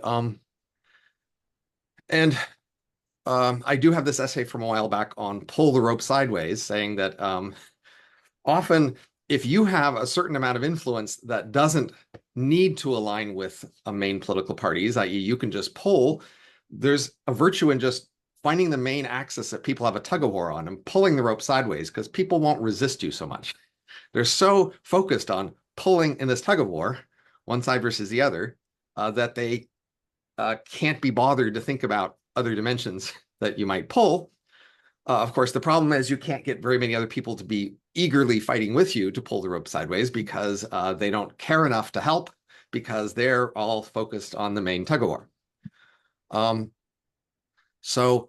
Now, it's actually pretty hard to say what exactly this main axis is in terms of some fundamental ideology or principles. People are very eager to project ideologies or principles onto whatever the main axis is in their society. But it turns out that that doesn't actually usually fit very well. So there's a nice book, say, about the myth of the left and right, about US politics, where basically all the very simple principles you might propose have just not worked very well to actually capture the differences between the different sides. People give lip service to various principles like being egalitarian or conservative or, whatever, but they don't very consistently follow those in terms of the actual policies that the different political parties push or adopt. So this desire for a main axis is fundamentally just a desire to have a main fight and to join one side of the fight and to give some sort of excuse or ideology of capturing that it's about some highbrow thing, but in fact, it's just about the fight. And that's the way most politics is. There's just a fight and people want to be on one side or the other of the fight. So that's the context in which to think about this dream many have had of futurism, our issues, becoming central to the fight. And I put a poll in the chat here, while in the previous talk, that you can look at, and where I asked the question, do you want your issue to be in the main fight issues, or do you want it to be one of the other issues? And at a 5-to-1 ratio, people say they'd rather it not be one of the main issues. Why? Well, I gave some quick summaries in the poll, but to elaborate, we actually know a bunch of correlates between the main fight issues and other issues. So the main issues that are sort of the basically align closely with the main axis of disagreement that people see as the central to the main fight. Those issues tend to be different in some ways. They are, let's see, they're more the main issues are more debated. They're more polarized, they're more passionate, there are more symbolic terms, even sacred terms, and I have an essay on the sacred, I'll put a link in later. And they're the issues that people mention more often in campaigns. But because people are fighting over so much, they get stuck and they don't change as often. You need to really build a path to change those, and everybody's fighting about that, so they get stuck. Whereas the issues that are less the main issue in politics, those issues are handled more technocratically, more pragmatically, It's easier to get changes to happen. Changes happen more often, exactly because they're not the center of the fight. So that should make you wonder, do you want your issue to be the center of the fight? Or would you rather it be seen as more of a sideline where it's dealt with more pragmatically and technocratically? Your status won't be as high in that case. That is, clearly, if you want your family to admire you and read about you in the New Yorker, etc., you should be talking about the things that everybody's talking about, and then everybody's talking about you would be the wonderful highbrow, high status outcome. But the 5-to-1 ratio in the poll, which doesn't seem crazy to me, is that in fact, you might be better off if your issue were not central to politics, because then it won't be dealt with so symbolically, so abstractly, so impractically, and stuff might actually happen. That's at least the question I want you to be pondering here. That your initial reaction might be, yeah, our issue is important. We want our issue to be seen as important. Our issue should be central, and that would be the recognition of its importance. Yes, we want it to be important. But consider that, say, in the history of technology, what happened when technologies came to a wider attention? Like nanotechnology, genetic engineering, nuclear, AI, more recently, when some people have gotten a technology like that to have wider public attentions, usually because some people can point out a risk or problem that might appear with that technology. And then people get active, being concerned about that problem, and then they fold it into politics of how you deal with problems. And that mostly has gone badly for these technologies. And you might say, maybe it's better for the most part if, say, the center of politics at least doesn't hear about your technology. It just happens in the background, and by the time they hear about it, it's already established and too late to change. Because that's how most successful technological changes have actually happened. They happened in the background, where by the time it was widespread, it was too late for politics to do much about it. They could regulate it or limit it or something, but it was widespread. Whereas technologies that become widely known and discussed well before they have much of a toehold in anything, those have been quite often just shut down and prevented from going very far.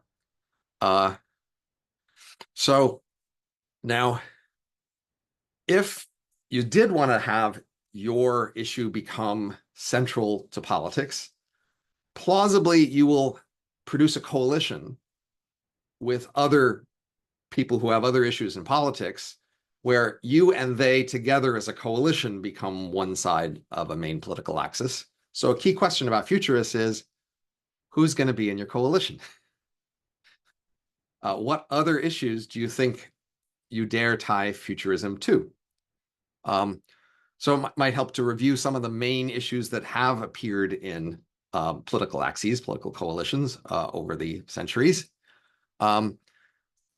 Often there are just different regions who have conflict with each other. Different ethnicities certainly can highlight, the main axis can be around ethnicities, sometimes classes, even generations.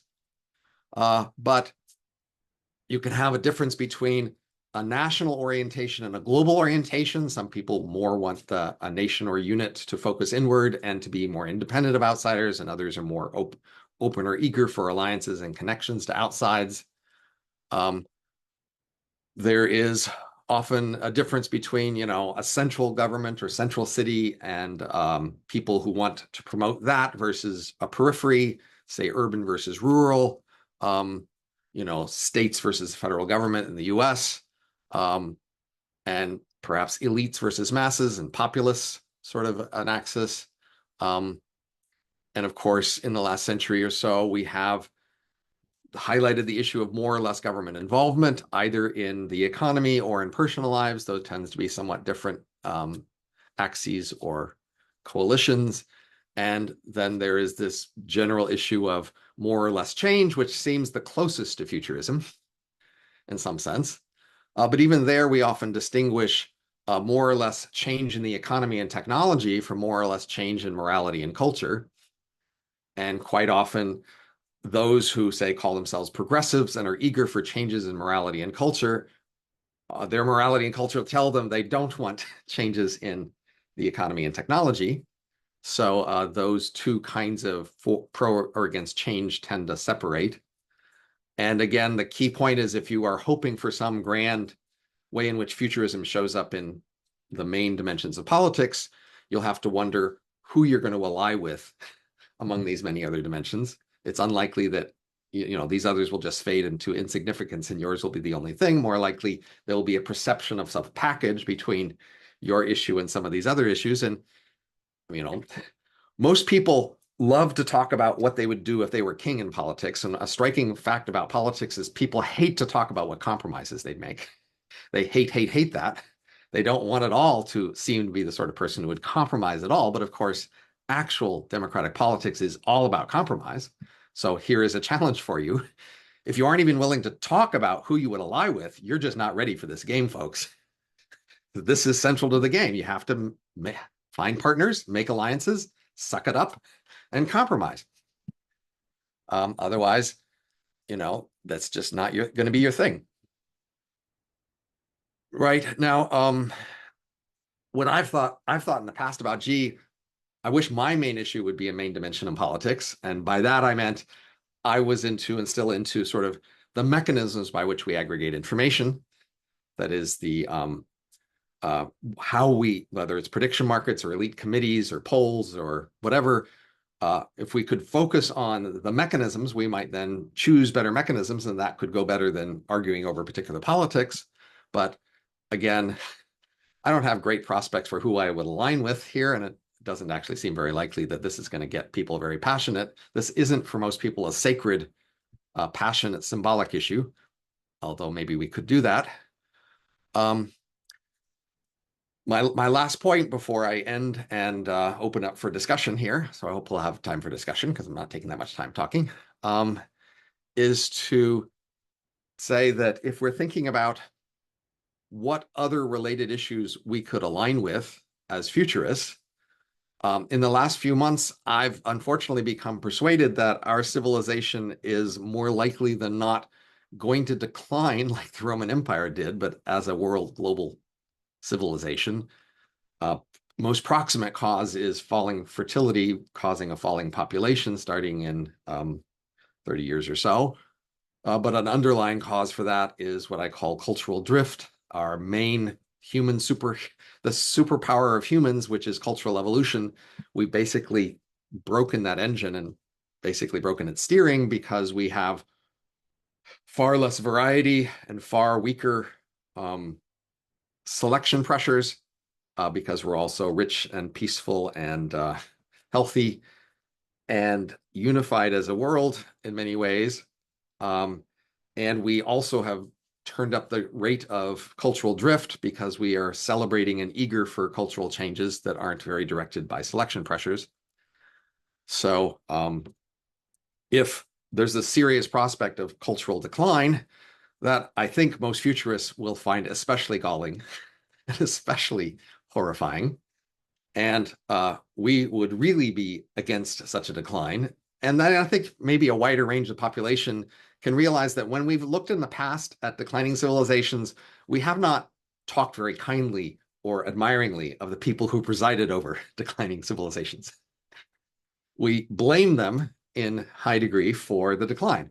And we now, our descendants in the next generation or two or three, face the prospect of being blamed by their posterity for the declining civilization they will preside over. And maybe that should kick a little kick in the pants to get them to be more eagerly trying to prevent such a decline. And so that if that's actually a realistic prospect, that seems like something that might more strongly motivate more people to be on the at least anti-decline side. All the things that excite us about the prospects of the future, honestly, most people find not that exciting and a little scary. But hey, being the proud residents of the best civilization on Earth so far, presiding over its decline, that's got to be a bit shameful. And maybe we should be, if you want to make the party of the future, I suggest let's make it the party of not decline. So anyway, I'm going to stop there and invite comments and questions because we should have more of that here. Thank you so much, Robin. Well, I think I have been reading the chat for questions to you. I see especially a discussion on the US Libertarian Party, which is interesting in itself. And maybe you can see something about that. But, I want to address your point about decline. The next speaker has written a whole book about that. He hasn't joined yet. He's supposed to do so in the next few minutes. However, I do agree with you that we should all be of the party of no decline. And I wonder whether, okay, we don't like decline. I don't like decline. You don't like decline. I believe nobody likes decline. But unfortunately, it seems matter of fact that in some sense we are living through a cultural decline, especially, I would say, as far as the end of that, aggressive, bold, daring imagination that we had, for example, in the 90s is concerned. I don't see much of that around anymore. So my question to you would be, well, okay, it's good. We don't want that, but what the fuck should we actually do to have a chance to reverse that process of decline? Well, first I want to disagree slightly on is anybody in favor of decline? In fact, if you look at sort of the major, policy, I mean the people here. Okay, right, but the people here, right? But there's a whole world of people in the discussion of fertility decline who are very adamant to say, look, if fertility is declining, that's because people don't want as many kids, and that's exactly what we should support them, and we should support whatever choices people are making for the number of kids, and that must be a better world because it'll have less environmental impact, and blah blah blah. So there's definitely a lot of people who are all set up to celebrate a decline and to support a decline. But what can we do basically is to presumably highlight not only the fact that the decline looks plausible, but that some of the causes are, say, the cause that you outlined, that is, we're just a lot more safety oriented, for example, than we used to be. And a safety orientation sounds positive, but the opportunity cost is all the risks we're not taking. And you can basically try to identify the main cultural trends that are contributing to the decline, and in some sense, shame those trends through that association to say, look, this decline isn't just some abstract number going down. It's the result of a whole bunch of social cultural processes we can point to and say, well, we want to change those and be willing to name them and to own up to the downsides of the reversals we want to say. So, for example, a key trend contributing to lower fertility is that parents are expected to pay a lot more attention to their kids now than they used to. There's intensive parenting is a norm that's gone way up. And yes, if you have less intensive parenting, you could think of the children as being neglected. But, when I grew up, generations before me, okay, we were all neglected supposedly by modern standards, but we didn't feel very neglected. And maybe it could be okay if kids are a little more neglected compared to the high demanding standard of, paying so much attention to each kid that you're not willing to have very many of them. This very interesting point raised by Mike in the chat. How about the option of like-minded individuals living to form new communities in a frontier instead of compromising, like seasteading and space colonization? And also Max has said something about that. Well, actually, in my attempt to analyze the cultural drift and its problems and potential fixes, one potential fix that definitely stands out is if the world could more allow and even celebrate cultural variety, i.e. cults. Let's call them cults. Cults are what we are named for, new small cultures that haven't taken a big hold yet. If we could be more indulgent and supportive of cults who then became somewhat insular and separated from the rest of culture and experimented with other directions cultures could go, that if we did enough of that, that would be a substantial fix to our cultural drift problem. And also, of course, to our fertility fault problem, in that the most likely scenario by which world population revives is, in fact, that groups like the Amish and Haredim, who are already doubling every 20 years and have for a century, just continue to do so until they are larger than the rest of the population. So they are at the moment cults, but growing to become bigger religions just by size. And yes, the more of those we could have, that's not just good for the future, it's also good for the underlying problem we have of cultural drift, that is the underlying problem behind our decline. Is there anything that you'd like to say about the previous discussion in the chat about the flows in the US Libertarian Party? So what's the specific? I mean, I definitely have been around libertarians for a long time. I'm an economist here at George Mason University Economics Department, which is famous for being relatively libertarian. So I've been around libertarians professionally for my 25 years here, and of course, around more often. So I know and like many libertarians personally. And of course, I vote typically in favor of libertarian policies, and I tend to advocate them. But I do have to notice that the libertarian option has been available for a while as a potential realignment of a political axis, and it hasn't really taken off that much. Basically, sometimes when, say, libertarianism becomes more popular, then, say, the Republicans become more libertarian. And so libertarian issues are definitely part of the mix of the main political arguments that people talk about, but they're typically part of a coalition, say, of left versus right, as opposed to a separate axis, which is the main axis. And obviously the Libertarian Party, their pitch is, no, we should be the main axis. This should be the main issue. And as much as I like that, I got to admit, it just doesn't grab, right? They're even in Europe, where they have proportional representation, explicitly libertarian parties haven't grabbed a very large percentage of the vote. And so, but I would, I wouldn't mind at all if it became more central. But again, with the caveat we just discussed, when your issue becomes more central, a bunch of things go wrong with how the political process deals with it. So you have to be willing to accept all those costs for your issue becoming central. This looks like good words of wisdom to close your talk. Thank you very much, Robin. Most welcome. And now I'm going to have the problem of not mispronouncing the name of the next speaker, who is James Pethokoukis. I know I said it wrong, but maybe you tell me how I should say it, and however, you have the floor. It's Pethokoukis, and that pronunciation was in the correct area code or zip code, so that's totally fine. Pethokoukis. Thanks everyone for being here. I appreciate being invited. So I'll start, I think. And I think one reason why I'm here today is because I wrote a book called The Conservative Futurist: How to Create the Sci-Fi World We Were Promised.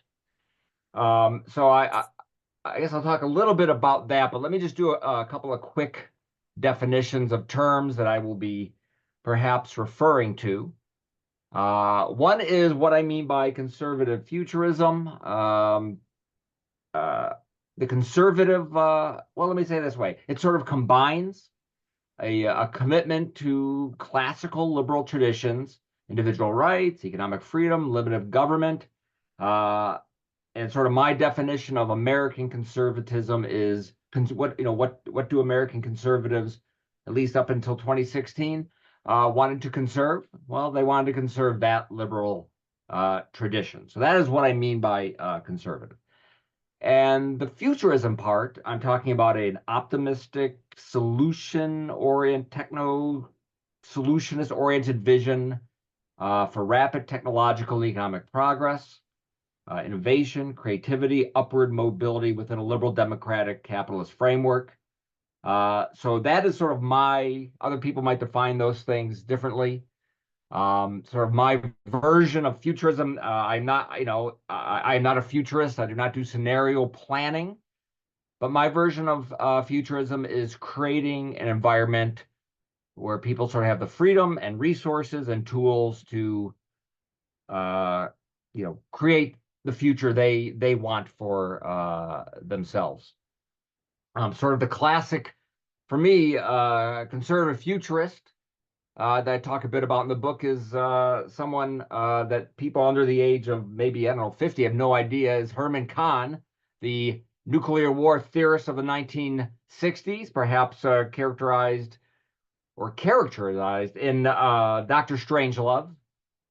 But after that, he became a very sunny techno-optimist futurist in the 70s until the early 80s.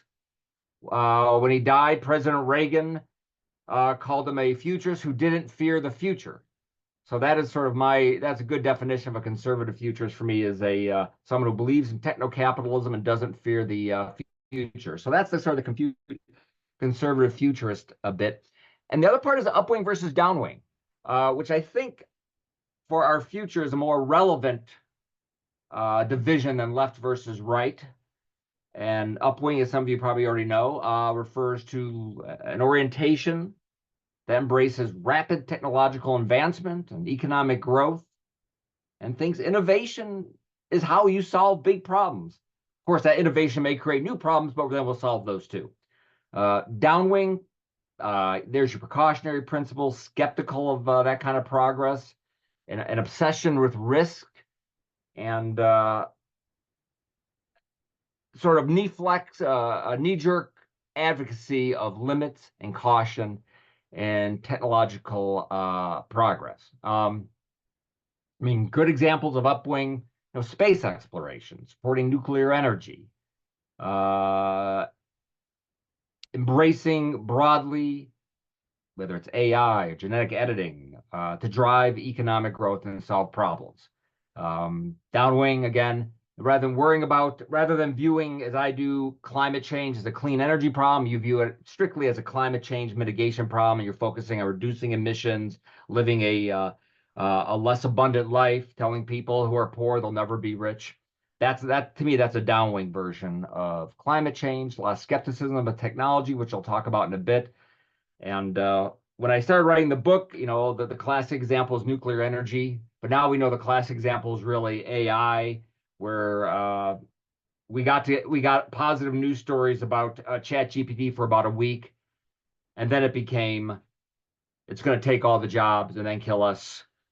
And that has been a reoccurring theme, with the film The Terminator as a touchstone sort of ever since. So that's still there. And of course, the better safe than sorry precautionary principle. So that's what I mean by upwing versus downwing. And obviously, I believe you can be other things within that framework. You can be sort of a Democratic, I think, upwinger or downwinger. You can be a Republican upwinger or downwinger. So I think those other sort of identities work. So those are sort of a couple of definitional things I address in the book. A lot of books about economic growth and why it's important and how we get faster economic growth and the importance of technological progress. What's important to me is that we recognize that we're at a moment. I think we had a moment in the late 1960s where there was tremendous optimism about economic growth and what technology would bring. And also we saw something very similar in the late 1990s. And I certainly spent some of the book examining why those visions didn't happen. Probably multi-causal, and they're still being analyzed really today. People keep coming up with sort of different theories of why we saw sort of the, I guess among all rich countries, a slowdown in growth and productivity, and starting in the early 70s.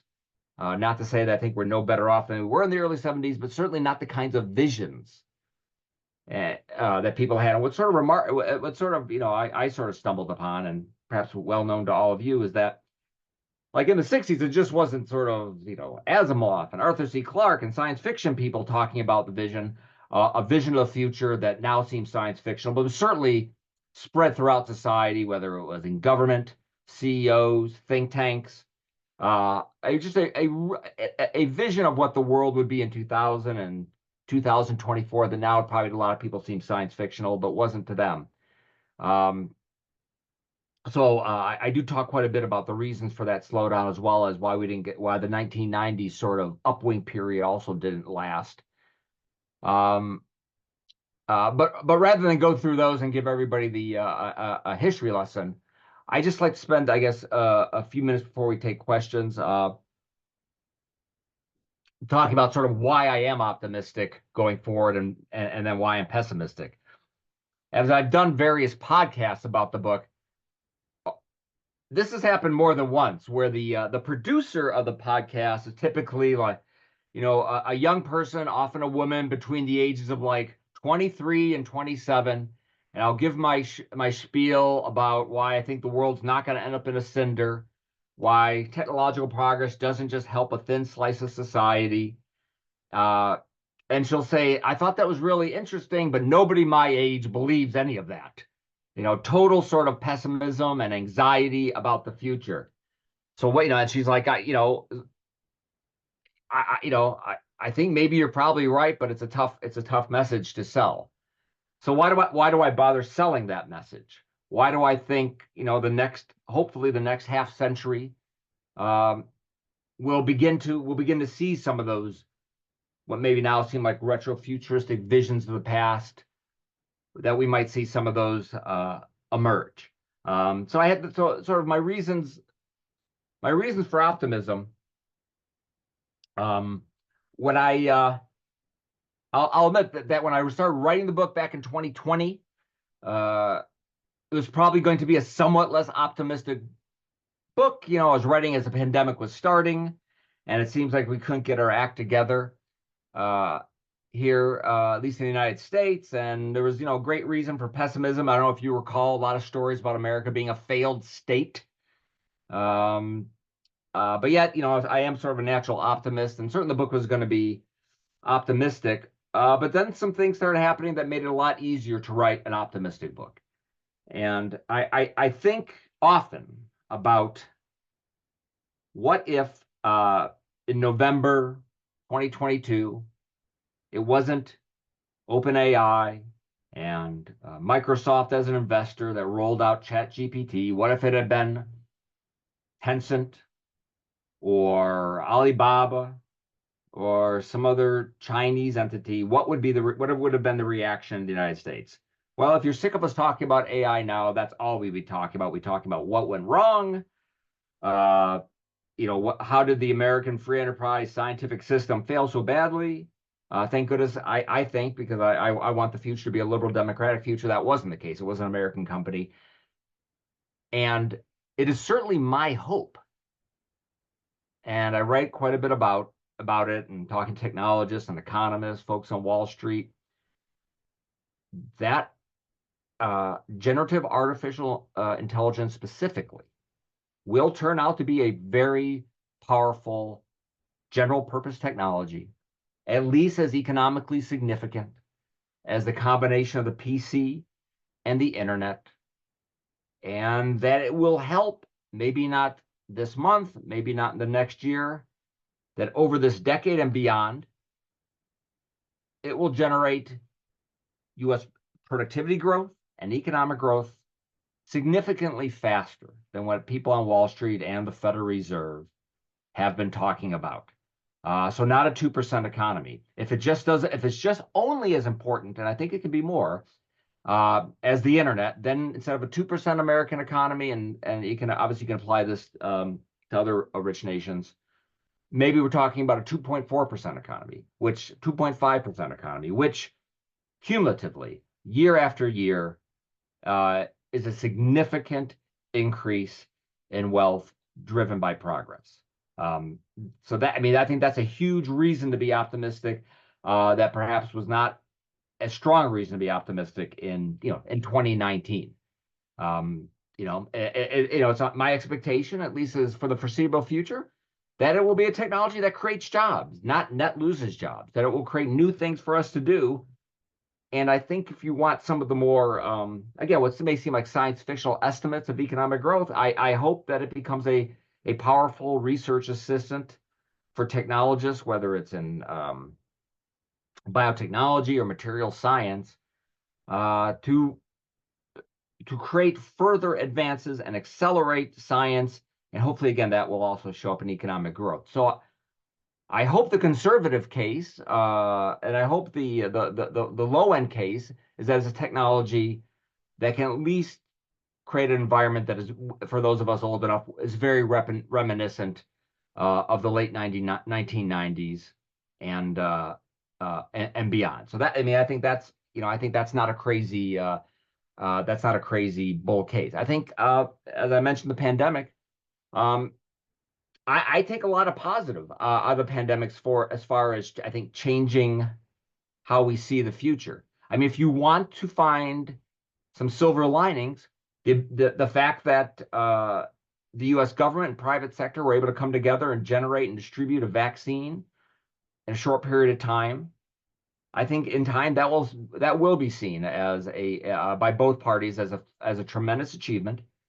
One that shows the power of a country being a wealthy country and a technologically adept country at the frontier to solve big problems. And at a time still, I think, in our culture, when we're very skeptical of technology to be a problem solver rather than a problem creator, boy, that's a pretty great example of it solving a problem. Another sort of silver lining I take from the pandemic is people don't like shortages. They like abundance. Forget about shortages such as, forget about living in a world of less abundant energy. People don't like shortages of snacks on their shelves at a grocery store. So sort of, I think the sort of the degrowth, stagnationist, whatever you want to call it, decelerationist thesis, I think was wildly disproven during the pandemic. That people will not accept, certainly in rich countries, and I doubt anywhere else, anyone arguing that we need to live less well than what we imagine we would be living, or to live absolutely worse. I think that is certainly not the lesson we would take from the pandemic.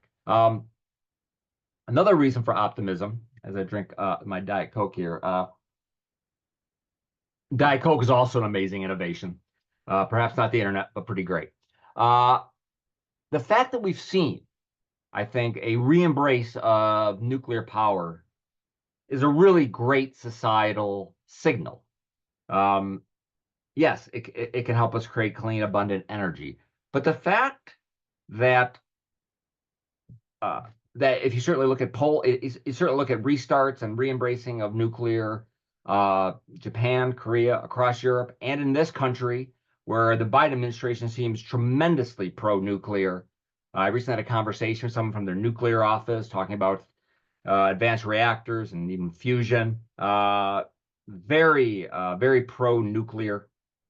And I think, more importantly, that's a signal. Like, gauging how sort of pro-progress and optimistic people are. I mean, you can word surveys all different ways, but if they embrace nuclear, given sort of the history of nuclear, I think you're saying something very powerful about how a society thinks about risk, how it thinks about the ability of technology to solve problems. So I think it's a great marker. I mean, I hope this actually results in us actually building lots more reactors and not just, expressing a preference. But I think even that preference is a really good sign of how people are thinking about risk. I think another reason why I'm optimistic is really this sort of tech race with China. Lord knows we hope it doesn't end up in military conflict. But there's no doubt when I talk to people on Capitol Hill that has provided a real reframing of how many people in Washington view technology and American technological leadership. When they've been having these forums in Washington, trying to figure out how to regulate AI. And certainly a year ago, there was a lot of talk about, a very strict regulatory regime and how to get it as soon as possible. But I think that has changed. I think there's a greater appreciation that some of the existential risk scenarios were unlikely. I think there's a greater appreciation of the economic upside of AI, but there's no doubt that if I'm correct and sort of the winds have changed a little bit in Washington, it's because they don't want to be in a Sputnik situation. They don't want to be the folks who help lose the AI race. So making the argument that it is a lot better if that leadership is continually extended by the United States rather than anybody else is a really powerful political argument that it resonates with people across the aisle. So that makes me very optimistic that that's an argument you can make. Like, hey, be careful. This tax or this regulation will really hurt us in this innovation race and this new space race and this new tech race with other countries. And finally, a reason for optimism to me is really social media. There was no social media when we decided to veer away from nuclear energy in the 1970s. It was you could not organize very efficiently on kind of a mass level the way you can now. You can find other people. You see venture capitalists and technologists reaching out to the public in a way that bypasses the mainstream media, in a way to get their sort of pro-progress message out there. And in fact, they can not just do it with text, but now, if you're a regular person, you can create images and video that suggest a pro-progress vision. To me, is encouraging. Why it would be great if Hollywood did more pro-progress movies like The Martian and Interstellar. We don't have to wait for them. That if you think that message needs to get out there, you can do it yourself in a way that was not available before. But let me I'll end. I should have done the negative reasons first, but let me shift to the negative reasons. I certainly found it disconcerting that early reaction to OpenAI and large language models, that so quickly you had voices calling for not just regulation, but an AI pause or nationalization.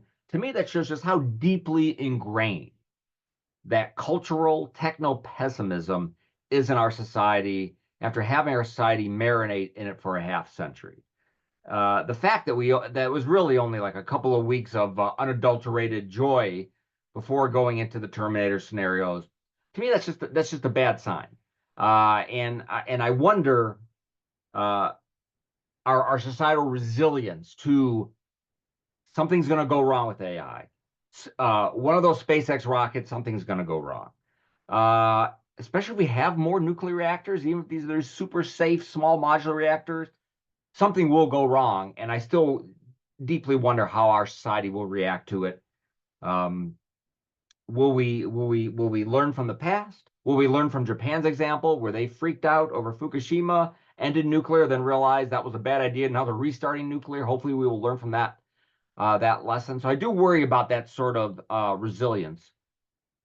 And finally, I worry about our politics. I worry about a politics that ignores, I think, good economic policy, that is sort of against economic openness, which I think is really important for economic growth.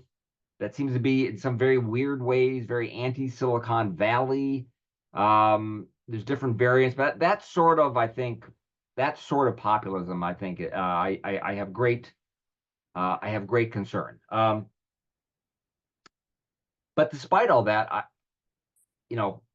if you mark sort of this great stagnation, as Tyler Cowen called it, or I call it the great downshift in my book, if you date it back to the early 70s, my whole life I have been living in that great stagnation. I have been seeing these dreams unfulfilled, being happy that, geez, at least we got the space shuttle. I didn't get a moon colony, I didn't get a Mars colony, but I got a space bus. I'll take it. and then we kind of lost that too. So I think, given where we're at today versus, I think, before the pandemic, that we see CRISPR drugs in the pipeline being approved. We Americans being able to carry themselves back to space and perhaps beyond. AI, even if I think that's a powerful technology. Even if it doesn't lead anytime soon to human level AI, I think we're going to spend a long time sort of drawing the productivity and use cases from that technology. And energy. I mean, it's almost been forgotten that we seem to be making not just great leaps in nuclear fusion, but certainly lots of private sector efforts. And I know there's certainly great enthusiasm within the energy department on that.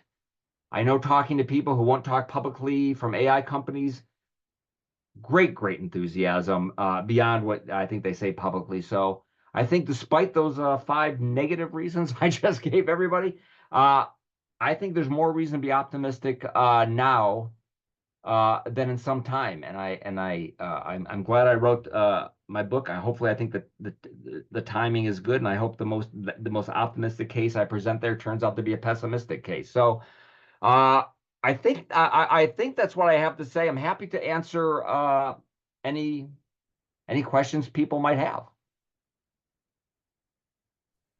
Thank you so much, Jim. This was a great talk and also a great summary anticipation of the book that I recommend that everyone should read.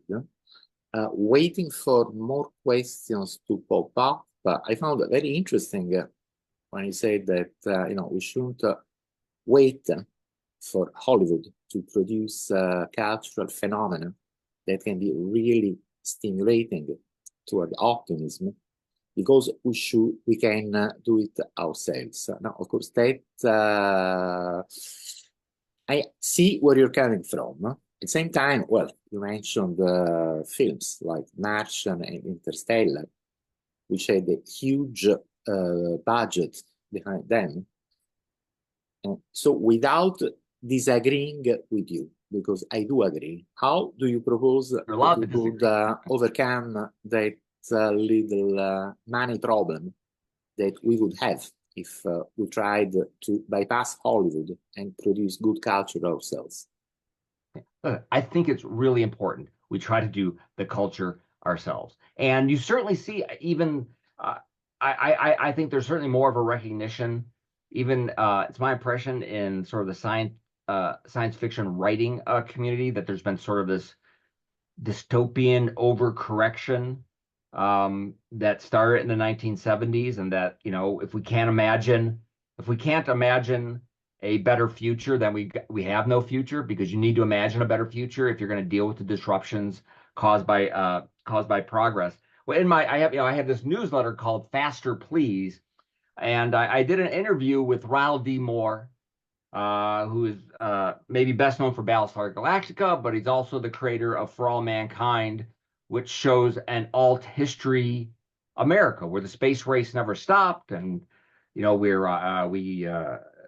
got cell phones in 1984 and Mars colonies in 1990, and that continues to gain additional seasons. So when I asked him this exact question about, like, how do you change Hollywood, he's like, well, you just need more successful films. Like, you need TV shows that are, I think, pro-progress to do well, and if there's money to be made, they will make more media like that. And I have no doubt that if in the real world, if we get another economic boom because of AI, that will be reflected in our culture. If you have technology solving problems, if you have CRISPR solving sickle cell disease, if you have AI not just creating faster growth and higher incomes, but also helping create some sort of new material that we can use for rockets or whatever, I think that gets reflected in the broader culture and in popular culture. So it's a little bit of a chicken or the egg problem. But I think it's really important. I think really fingers crossed that AI proves to be as important as as some economists hope it is. And reading through the chat. Can I say one thing real fast? Sure. I think some of you, I do not remember, but I think some of you were at like a 2000, 2001, late 90s, I think transhumanist conference at Yale University. So if you happen to attend that at Yale University, back then, good to see you again. Anyways, questions. I see that there is a comment by Max that The Martian was a good, optimistic science fiction movie.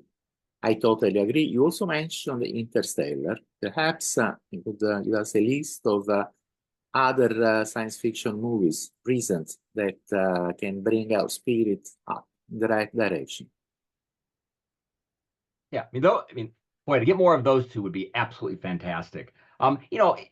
Unfortunately, to a great extent, the Star Trek series ends up being the exception that proves the rule. We need more than just that Star Trek. As much as I love Star Trek, I think sometimes you have to look hard. I would also recommend there was a great now I forget which streaming service, they updated the Lost in Space TV show. They did a new TV show a few years ago, which was really fantastic. It showed people solving problems using technology. The villain was always like a problem that happened because they were in a new environment. It wasn't necessarily evil aliens or this bad person. It was that their circumstances created a problem. It was a little bit like MacGyver, where they had to figure out using somewhat realistic technology how to solve problems. That Lost in Space series, which I think was like 3 or 4 seasons, that was great. I found the Expanse TV series also to be fundamentally pro-progress. Some people didn't think so, but I think, given the pessimism out there, that the Earth is going to get burned up and it's going to collapse, the fact that shows a world in the future where we're still here. Yeah, we had climate change, but we figured out how to adapt to it, and we still spread across the solar system. I think that's a very funny. It's very strange to call that a dystopian. In fact, I love the fact that there are problems, because it's not a utopia. It shows that there are problems and people using technology to solve problems. Hey, maybe there's going to be new problems, but then we'll solve those too. So I really like the Expanse quite a bit. Then I'll just highlight one more briefly.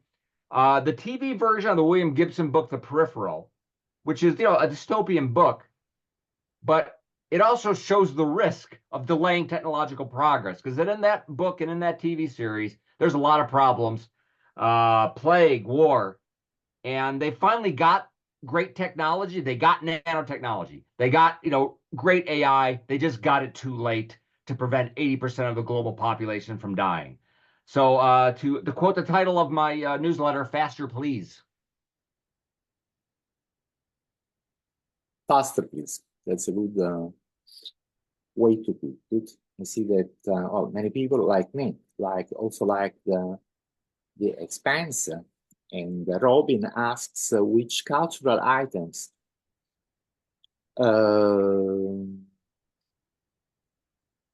I think Robin forgot one word, perhaps. Tell us which cultural items you like isn't the same as outlining a planned process to influence culture. No, yeah, well, yes. That's that is fundamentally the problem. And there is sort of the chicken and the egg. That would make a lot of my ideas easier if you had a pro-progress culture. If you had a more pro-progress culture, we wouldn't be freaking out about AI killing us. We would still we would not have put our nuclear industry in stasis for a half century. So I think I'm going to come down on the side is that, here's an example. The city of Seattle. The city of Seattle was a kind of a rusty, kind of not happening place in the 70s. And then they got a lucky break. Two of their sons, who had moved to Albuquerque to start a company called Microsoft, moved back to Seattle.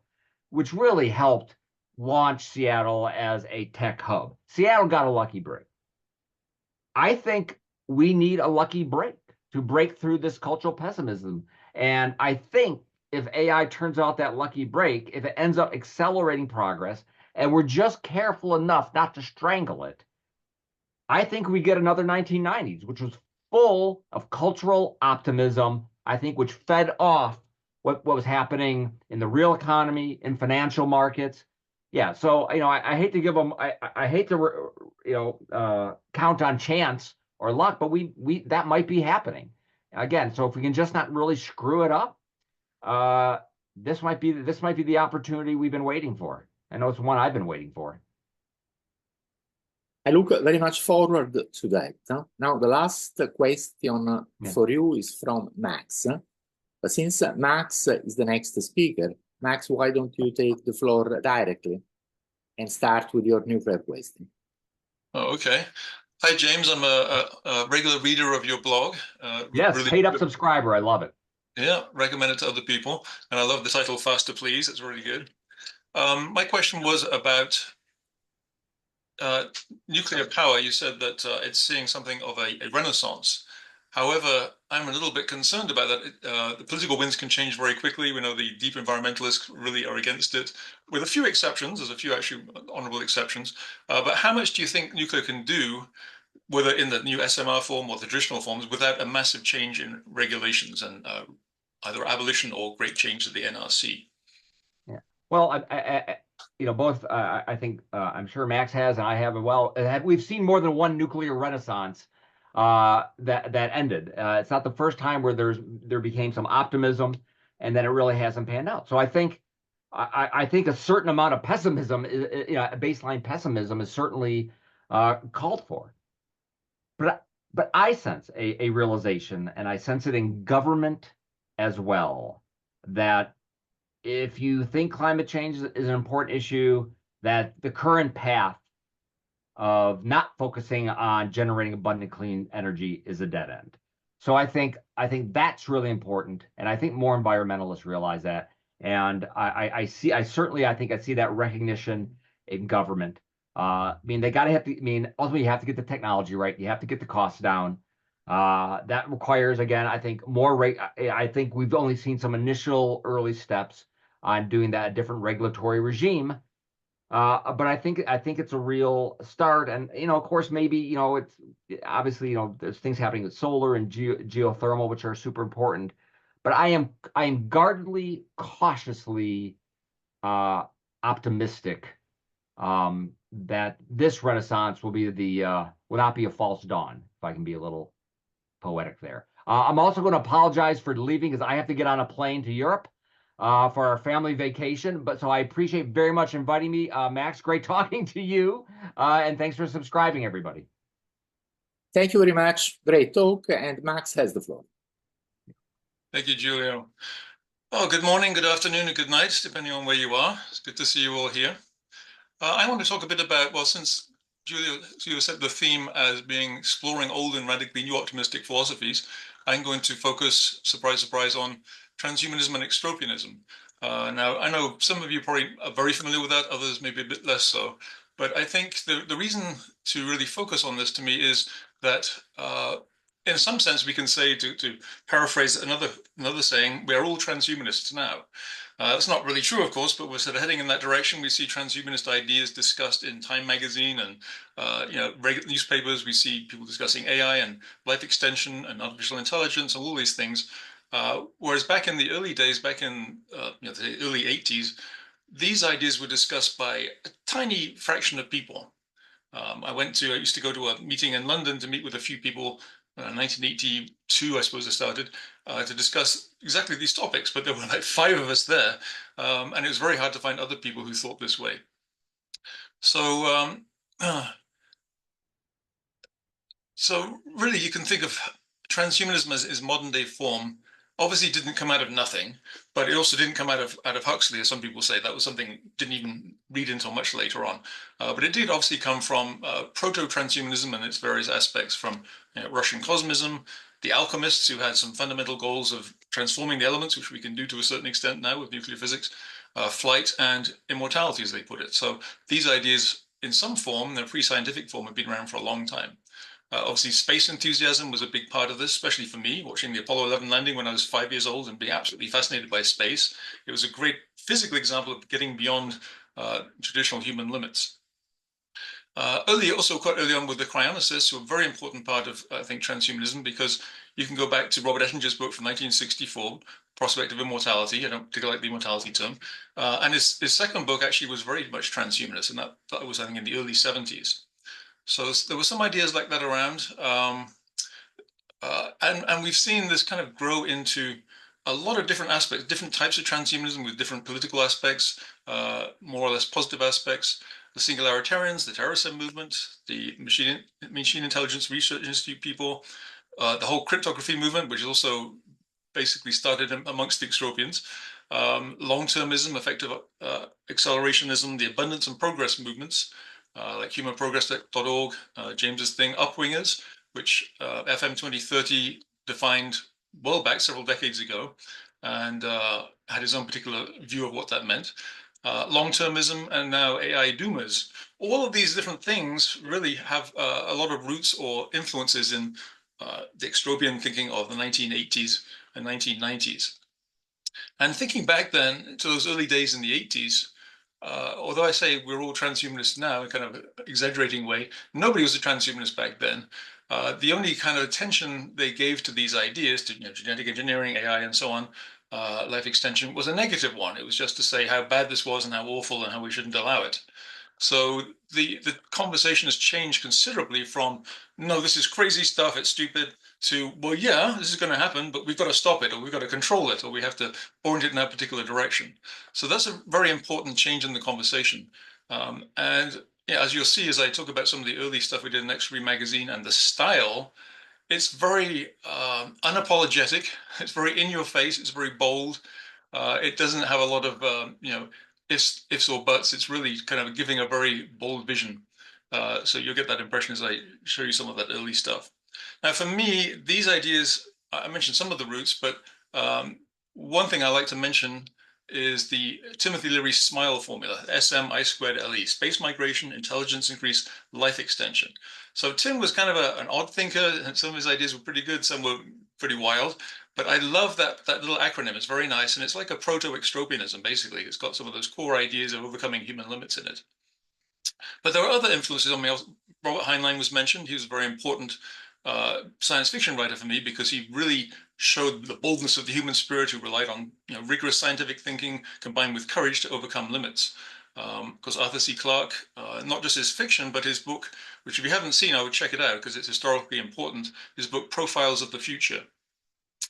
There's also a newsletter, Keith will know this one, called Claustrophobia, back in the 80s, which was, again, a kind of space migration, intelligence, increased life extension focus, again, a kind of a proto-extropy, and that was great.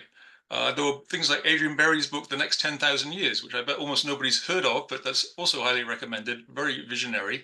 A bit like Robert Forward's stuff, but earlier.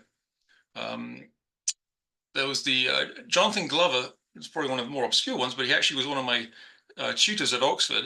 I actually asked for him for the Philosophy of Mind course because I wouldn't have had him otherwise, and he agreed to it. And it was a very unusual experience. He's the only professor during my entire years at Oxford who agreed with me on pretty much everything. Everybody else, it was wildly disagreeing, like in the Marxism class, obviously, in the religion class.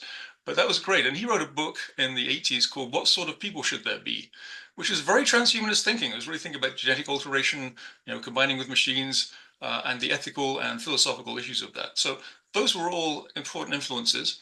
A little later on, at the time we were studying Extropy, there was Hans Moravec's book, Mind Children. Again, if you haven't read that one, you've got to peruse it. It's really a classic. It's really brain stretching, mind expanding. And today, a lot of it will sound familiar. You'll say, oh, well, Goertzel said that. Well, yes, but Moravec said it before, and a little bit differently. So he shouldn't be forgotten. I don't hear much about him these days. I'm not sure where he is.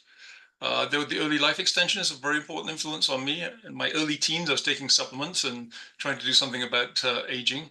And then the whole abundance movement, if you want to call it a movement, starting with people like Julian Simon, And now it's really progressed. Now there's a whole progress movement based on that. There's a fantastic site called humanprogress.org, which I'd strongly recommend to people. It's kind of like Our World in Data, but with a very, if you want, upwing or positive orientation. So Our World in Data is very good on a lot of topics to gather information showing how things are getting better. Kind of the Hans Rosling message that things may be bad, but they're getting better all the time. So humanprogress.org is a really upwing, pro-optimistic, very compatible with transhumanist site to check out. So for those of you who don't know, what were the extropians? Well, there's transhumanism and there's extropianism. The principles of extropy really define a particular flavor or brand of transhumanism, if you like. So transhumanism is the broader category, and you can have different versions of that with different specific views. Extropianism I define basically through the principles of extropy, which went through several versions, but the most popular one seems to have the nice acronym, best do it so, which stood for boundless expansion, self-transformation, dynamic optimism, intelligent technology, and spontaneous order. So I actually did a later version after that, but that's the most popular one. And the idea of that was, the extropian point of view basically is we need to overcome limits. So if you think of the concept of entropy, that says that in a closed system, you have an inevitable tendency towards decay and disorder.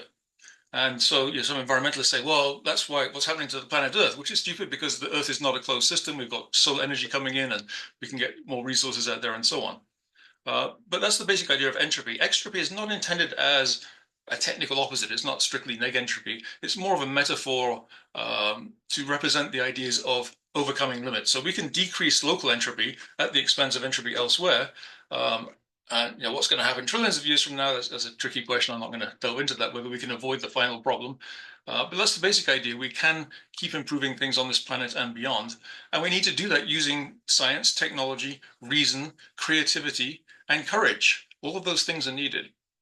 If we don't have courage, we're not going to develop these technologies. We're going to have this cultural pessimism, which we've seen very much of. Some of the ideas, apart from the extropian principles that have been important in the extropian version of transhumanism, are the principle of morphological freedom. And I introduced that very much because, to me, a lot of people will refer back to the eugenicists as a typical kind of counter-argument. They'll say, oh, the eugenicists control people's birth, they sterilize people. I want to make it very clear when I'm talking about humans improving, I'm talking about them improving themselves, not some central authority or group telling other people what kind of improvements they can have and who can't reproduce. That's totally against it. So the idea of morphological freedom is to give each individual the right over their own body, not just to have children or not have children, but to make modifications as they choose, obviously with informed consent. Also later on, I'll talk a bit more about this, develop the proactionary principle, which is very much on the obviously pro-progress side. It's intended as an opposite to the precautionary principle, which basically says don't do anything for the first time. So it's kind of disastrous for any kind of progress. But I'll come back to that one in a moment. Also, coming into the extropian movement were Natasha Vidamore, my darling wife, who did the primo post-human future body design and really emphasized the aesthetic side of this, which obviously is very important. We're talking about cultural change and the need to inspire people, where you can't inspire people just by being dry and analytical. You have to have stories and myths and visions and images to inspire people. So that's also an important part of this. So in the early days, thinking back to the early days in Southern California, we had a pretty interesting bunch of people around. We had Werner Vinge, who sadly recently passed away and didn't get cryopreserved. I don't know why that was. Bart Kosko at USC. There's Gregory Stock and his book Metaman, you may not have seen and also recommended. There's Roy Walford, the life extension researcher who investigated, actually created the immunologic theory of aging and investigated calorie restriction. There was the Los Angeles Gerontology Research Group with Steve Coles and other people, and they still maintain the list of the oldest supercentenarians. Gregory Fay from cryobiology, Michael Masucci doing video work, Gregory Benford, another science fiction writer, FM 2030, Timothy Leary, and of course Alcor was also at that time in the area. So Southern California at the time I moved there was a pretty great place for futurist thinking, actually more so than Northern California at that time. So when I got it was 1986, when I got a letter from University of Southern California inviting me to apply, I had a choice. Should I stay in England and be a graduate student in grinding poverty and misery, surrounded by people who are extremely gloomy all the time and protesting about everything, or I can go to Southern California, the land of sunshine and brightness and progress, as it was back then. So it was a pretty easy choice, right? So I uprooted and moved 6,000 miles, and glad I did. That changed my life.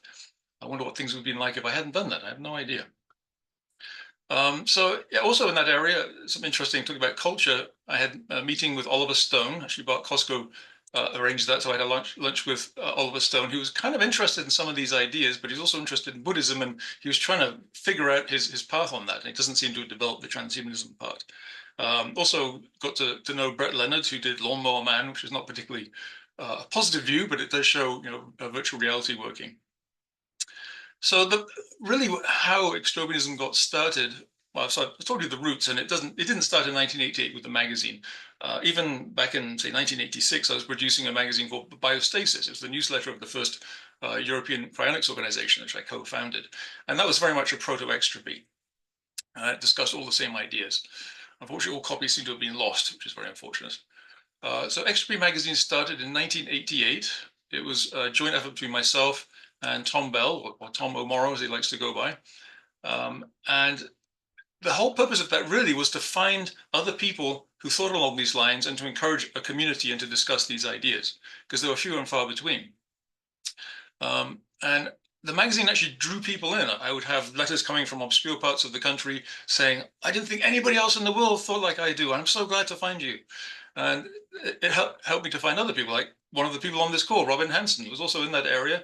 And so we got to meet. We had lunch a number of times when he was, I was teaching at Pasadena City College and he was at Caltech. So it was really a great place for getting these ideas going and sparking off the magazine. I'm just going to read you a little paragraph here from the first issue. This was 1988, right? We printed 50 copies. That was all back then.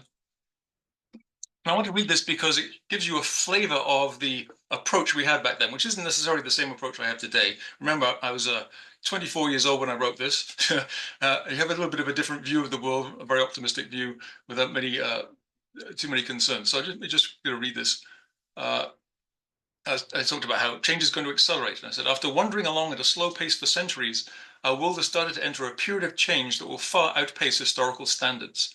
The changes occurring in the 20th century dwarf those of any previous 1,000 years, but they only hint at what the future holds. We are facing a turning point in history, a time when computers, artificial intelligence, nanotechnology, self-modification, physical immortality, and other factors promise to radically transform virtually every aspect of our existence. Well, we are each of us responsible for preparing ourselves for that future and for helping others to understand the coming age. I also said in there that entropy is the supreme enemy of human hope. I like to make pronouncements like that back in the 80s and 90s. Very bold statements. But I think that was part of the appeal of extropian thinking. It was a radical alternative to the gloom and doom of the day. And yeah, as James mentioned, we've been through periods, sometime in the 60s to some extent. The late 90s were a period where we really felt like liftoff was happening, and then that all fell apart. But at the time we started this magazine, there wasn't really that much optimism. So the things we discussed, well, again, back then people thought most of this stuff was crazy stuff and unfounded, but not so much now. We discussed artificial intelligence, cognitive science, and neuroscience, lack of supernatural approaches, intelligence, increased technologies, discussions of hypertext. I think that was Mark Miller back in the late 80s, way before that actually happened. Spontaneous orders, nanotechnology, psychochemicals, that was enthusiasm back then, extropic psychology, space colonization, a whole range of issues that are very common to us today. I discussed in that very kind of relevant to actually something I'll say later on. So in that very first issue, I had a piece called Morality or Reality, in which I discussed, from a philosopher's perspective, what morality is. And I basically was not so keen on any of the current moral systems. And that includes consequentialism, as I discussed there, which currently is very popular in this community. The EACC people, that is based on consequentialism. Long-termism is based on consequentialism. It seems to be the default moral system for a lot of people discussing these topics. And I'm very much an anti-consequentialist, not something we can probably get into in too much detail. But already in 1988, I was discussing that. In the fourth issue in July 1989, I had What is Wrong with Death? really confronting that issue very directly. I had a very controversial piece called In Praise of the Devil, which got me a few death threats. People obviously didn't bother to read it properly, especially even the introduction that I added later to make it very clear that I don't believe in the devil. And it was really the devil not as Satan, but as Lucifer, the light bringer, the rationalist, basically, the questioner, the one who says, well, why are we doing this? Why are we following these rules? That was the point. I tried to make it very clear, but people still managed to misunderstand it. Then in extra read number 6 in the summer of 1990, I think someone mentioned this one, Transhumanism Towards a New Philosophy. It's basically setting out the core ideas of transhumanism, comparing it with traditional religions and other philosophies of life, trying to put it in that perspective, really emphasizing the idea that transhumanism is a philosophy. It's not just a bunch of technologies we like, it's a way of looking at those technologies. And it has roots in humanism, the ideas of progress, of human effort, not relying on external authorities, whether it be gods or states, but relying on ourselves, our reason, our creativity. And then let's see, let's jump to number 8, in the winter 1991 to 92 issue, Robin Hanson's Idea Futures, which I think might be the first place that appeared. Robin can correct me if he likes, but I think it's one of the very early places that appeared. Okay. That idea is actually done rather well. Now we have all kinds of betting markets, from the Hollywood Exchange to bet on openings for movies, to Hewlett-Packard using ideas markets to predict cartridge sales, to many other forms now, all the political betting that's going on and so on. So that idea that Robin put forth has really taken a grip. And like I say, you read it here first in the early 1990s. We also discussed dynamic optimism in that issue. Again, a combination of optimism with rationality, to not just be blind optimists, but to think about how do we actually put our optimism into action. So it's not just let's hope for the future. I really don't like the word hope. I don't like the term existential hope for that reason, because hope is passive. Oh, I hope things work out. No, you can't just sit back and hope. You've got to make them happen. So that's what dynamic optimism or practical optimism is about. There's also a piece in that issue on extropia. I mentioned this in the chat there in another context, that the idea of utopia, which is often plugged into us, right? A lot of journalists will say, oh, these are utopians and they believe in utopia. No, because utopia is a static ideal. Go back to Plato or Sir Thomas More, whose name I share, one of a few people. Their idea of utopia was a state of perfection, and that implies no further improvement. It implies that someone has an idea of how things should be, and we're going to reach that state, and then we're going to stop. That is not at all, to me, compatible with transhumanism or extropianism, which is about continual progress. There's no obvious limit to how far we can progress and develop. So the idea of utopia, I think, is actually quite poisonous. And instead, the idea of extropia, or I think Kevin Kelly has the term protopia, is more of a direction. It's a movement that we can continue. Then in number 9, summer 1992, we had the Extraordinary Principles version 2. Announced the launch of Extropy Institute. So we went from the magazine to the Institute in a few years, and that started organizing conferences that I'll get to. Then in number 10, oh, by the way, thank you, Giulio, for scanning the magazines and putting them online. It's something I didn't get around to doing, so I appreciate that. You can get the PDFs online minus the covers, which we'll have to add at some point. So good job on that. So number 10, 1993, we had Hans Moravec's piece with the interesting title, Pigs in Cyberspace, which essentially was the idea that machine intelligence will go out into the universe and basically eat up matter and turn it into a thinking substrate. So, if you don't want to read his whole book, his Pigs in Cyberspace is kind of a short summary, well, kind of a summary of some of those ideas, and it's pretty wild stuff. There's also Josh Stall's Hall, whose book I strongly recommend, had a piece on nanocomputers, 21st century hypercomputing. And then in the next issue, we had discussion of uploading consciousness. Into the cosmological side, we had traversable wormholes, how we might actually be able to expand beyond this universe, because we don't have very modest ambitions here. There's also an article by Julian Simon that I'm very happy to have from him, because I was a huge fan of his work, and I wrote to him and he agreed to write something for the magazine, so that was really good. This 12th issue, again, kind of another early start to an idea that's sort of taken off, in 1994, a practical look at ocean colonization. So the stuff that Patrick Friedman's been doing and the ocean colonization people, this is, as far as I know, pretty much the first place that appeared and was really discussed. And there's a lot of follow-up discussion of that idea on the Extropians email list, which I'll also get to in a second. Then let's see, what do we have? Oh, the Open Society and its Media. I think that was by Mark Miller. Really foresaw a lot of the development we've seen on the internet. Remember, this is right around the invention of the World Wide Web, when nothing had really happened yet. So it was really quite far-seeing, and talking about hyperlinks and how media will work in that kind of network situation. So it was pretty far-sighted. Number 13 in 1994, we had Boundless Constellations, the Emergence of Celestial Civilizations. Actually written by Nick Szabo, interestingly, who's much more known for his cryptography work, but a look at basically how we can expand into space and what that means. Also, Robin again appeared to talk about uploads versus AI. And there was also a piece on utility fog, an application essentially of nanotechnology. And number 14, 1995, the Roy Walford interview, which was a two-part piece. Roy was an important figure in life extension and not discussed enough these days, not given sufficient credit. But you read his book, Maximum Lifespan, from way back then, I guess it was like 82 or something like that. Yeah, he was talking about ideas that people think are original in the last few years, which are not. These ideas have been around for quite a while.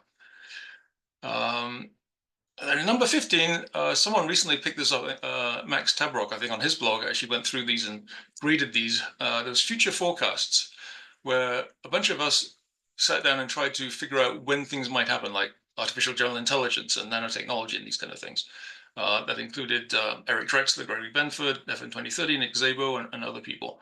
It's kind of interesting to go over that. I argued a bit with Max Tabrock on some of his grading there, but it's forecasting the future is obviously very difficult. It's much easier to forecast the past, as has been observed. Getting the dates right is particularly difficult. So I think actually we didn't do that badly. If you my problem was I gave specific years, and I should have given a range, because he says, well, it didn't happen then, it was 2 years earlier or later, so you got it wrong. Well, that's a little bit mean, I think. Let's see, we also had Nick Szabo's, that was Nick Szabo, okay. We had thoughts on the economics of digital money, Hayek's denationalization of money, and the theory of free banking. So we had 3 pieces there on digital currency. Again, this was stuff that was considered really strange and fringy back then. And now, of course, it's not. Now we have Bitcoin, and the people who developed those original systems were pretty much all extropians. Nick Szabo, Wei Dai, all on the extropians list. Pretty much everybody who was involved in that, and all the usual suspects for being Satoshi are basically all extropians. I discussed this on the email list and also on the Crypto Anarchy list, which was also a big crossover with them. So there's been a lot of discussion of digital currencies, but much less of denationalization of money, which is unfortunate. And that essentially is the idea that you don't need a monopoly on currency. You can actually have competing currencies, which actually might be good for controlling inflation. It'd be nice if Argentina would try something like this. Instead of willing to try radical stuff and are talking about pegging to the dollar, maybe just jump straight to competing currencies. That might be a little bit too much for them with all the other stuff they have to do. And then the 16th issue, 1996, I covered the neuroscience pioneers at USC, covering a lot of different types of neuroscience, AI work, studying the brain, scanning the brain, all things that were very advanced at the time and now seem fairly commonplace. Sasha Chislenko, also sadly departed, wrote a piece on intelligent information filters and enhanced reality. Again, a very early discussion of the idea of enhanced reality, augmented reality, as it's usually referred to today. I think Dwayne Hewitt wrote a piece on ideas, futures on the web, so extending Robin's idea to online and what you can do with that. And then also smart contracts, building blocks for digital free markets by Nick Szabo. So the idea of smart contracts, which are today is probably associated with Ethereum, but it's older than that. That got its start way back there in the mid-90s. So those are just, that's obviously just a small selection of what was in the magazine.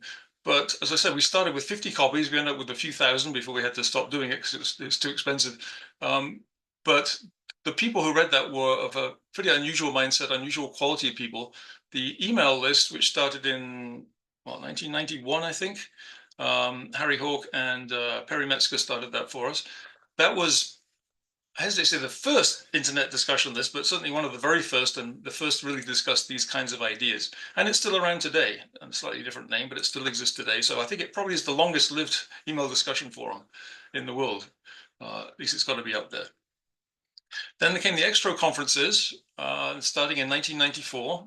The first one, we had Hans Moravec was our guest, a keynote speaker there. Ralph Merkel talked about the connection between cryonics and cryptography, which turned out to be very foresightful, because today there is a very strong connection between those ideas. First of all, a lot of people into cryonics are also into cryptography and vice versa. And Ralph was making the point that you can actually apply cryptographic techniques in cryonics, in the sense that when you want to reconstruct a damaged brain in the future, you take what is left and you can infer the structure of what is left using cryptographic techniques, essentially.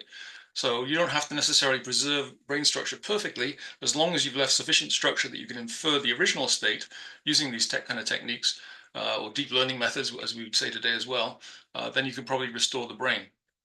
So that was 1994, that was 30 years ago. Extro 2 in 1995, we had Marvin Minsky as our keynote speaker, which was fantastic, the father of artificial intelligence. It's not really his fault that he held up AI for a couple of decades. That was people taking his perceptrons paper and not getting the point that that was just a two-layer system, and basically argue you can't do anything interesting with that, and people left that whole field of neural networks for a long time, unfortunately. But that's not really what he proved. He just he didn't show that if you have he didn't rule out having intermediate networks, intermediate layers in the network as being useful. So he kind of gets blamed for an AI winter there, which is not really fair. That was other people's assumptions. But he really not only set out the idea of AI, he talked in his book, The Emotional Machine, about the role of emotions in artificial intelligence, which is actually not discussed very much even today, interestingly. We had FM 2030, Michael Rothschild with his bionomic stuff, Bart Kosko, and Natasha was also in that one. So obviously just a few of the speakers, we had a lot of people there. Extro 3 in 1997, we had Gregory Stock, I mentioned his book Meta Man. Greg is still around. I saw him recently, Natasha and I met him recently in Panama and caught up to date with him. That was very good to see him. We had, let's see. Oh yeah, Eric Drexler, Kevin Kelly. Yeah, and then in, let's see, Extro 4 was our Biotech Futures Conference. This was 1999, so quarter of a century ago now, which is kind of hard to believe in a way. But there we had Roy Walford again. We had Cynthia Kenyon, Calvin Harley, Michael West, Judith Campisi, Michael Rose, Liz Blackburn, Gregory Stock, Nick Bostrom, Chris Peterson, Michael Shapiro, a whole range of people discussing, especially at that time, the threat of regulation of biotechnology. We had the President's Council on Bioethics, led by, what's his name? Blanking on his name right now. Oh, Leon Cast. Along with Francis Fukuyama, was kind of on his team as well. Very much against any kind of use of biotechnology to do anything other than cure diseases. And of course, that distinction between enhancement and cure is not necessarily that clear. But they took very seriously the whole set of transhumanist ideas that we were discussing, and just basically took the opposite position that we should be against all these things. It's quite an interesting book, and Cass is actually quite a good writer and philosophical, but he's just totally wrong on everything. But it's kind of a good foil to look at that and read that. Then finally, Extra 5, the last one we did in 2001. Ray Kurzweil was our kind of our top speaker, and he was presenting the ideas that would come out a couple of years later in The Singularity is Near. So he was just working on that at the time. And when he gave his talk in the question period, I raised the same objection I still have today, which is that Ray takes these purely kind of mathematical curves and trends and projects them indefinitely, when actually there were issues like regulation, which we discussed in terms of nuclear power and other technologies. Regulation, cultural resistance, political resistance, takes time for organizations to adapt to new technologies. We mentioned AI. That is maybe just beginning to help with productivity, but it's probably going to be years before people actually work that into their ways of doing things to really increase productivity. So technologies alone won't change things unless you can integrate them properly into the way people work. So he talked about that. We had Eliezer back then in 2001, when he was still kind of optimistic, when he didn't want to murder everybody who was creating AI. So he's really kind of gone on to the opposite side now. We had Anders Sandberg, also a very important figure in transhumanism and early extropianism, one of the first really good early websites as well. We had Hal Varian, economist who went on to be Google's chief economist. There was Natasha Vita-Moore. There was Greg Birch on the Progress Action Coalition. We had Ronald Bailey, who still writes on technology policy for Reason magazine, is very good. Science fiction writer Greg Bear, and gerontologist Michael Rose. So a pretty great collection of people. And I think what I was excited about back then is, we didn't have any money. We started Extropia Institute the wrong way, basically. You're supposed to start it with wealthy founders. People can, like the Electronic Freedom Frontier that has 5 multi-millionaire founders. We started as 2 poor graduate students and struggled from there. But actually, given that we had no resources, but I think we did quite well. The fact we could get this quality of people to come at their own expense, because we couldn't pay their way, to speak at our conferences, I think was quite remarkable, actually. So I mentioned the email list, which is, again, still around. It was the first on lots of topics discussing Jupiter brains, artificial intelligence, space colonization, cryptography, digital currency, many, many other topics you could find there first. I want to talk a little bit about the Progress Action Coalition, which I mentioned earlier. That came out of, or really, that really took the form initially of the first really good online technology conference called the Vital Progress Summit. And that was, a lot of that was organized by Natasha Vitamore, and myself. And we managed to get, again, these very high quality people together to discuss the President's Bioethics Council and the opposition to technology more generally, and what we could do about it. And the idea of forming some kind of coalition, progress coalition. That in the end led to me writing the proactionary principle, which again is the kind of alternative replacement for the precautionary principle. Whereas the precautionary principle says don't do anything first, or don't try anything new that might possibly have some side effects. It gives an absolute veto against progress, basically, for any kind of side effects.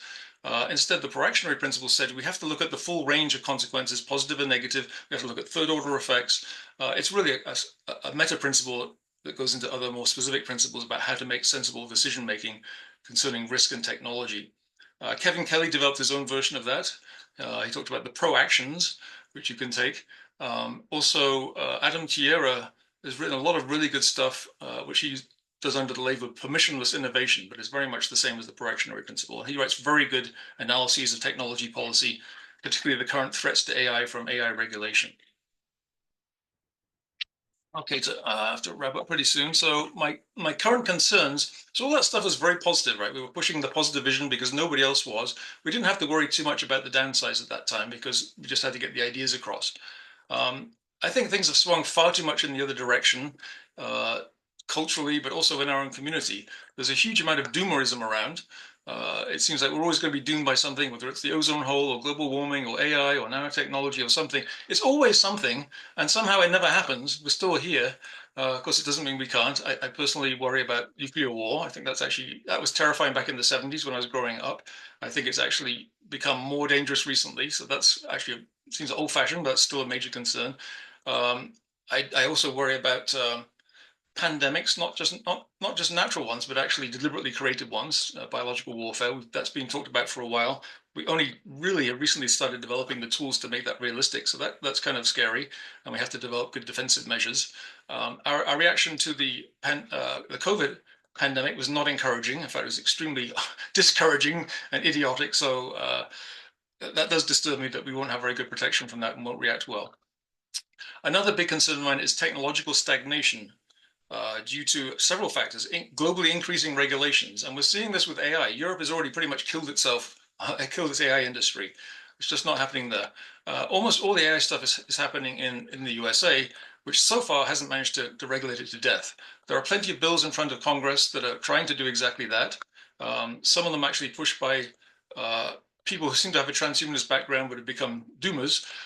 So that's distressing. That is a critical technology for our future that could accelerate all kinds of things, could accelerate nanotech designs, life extension advances.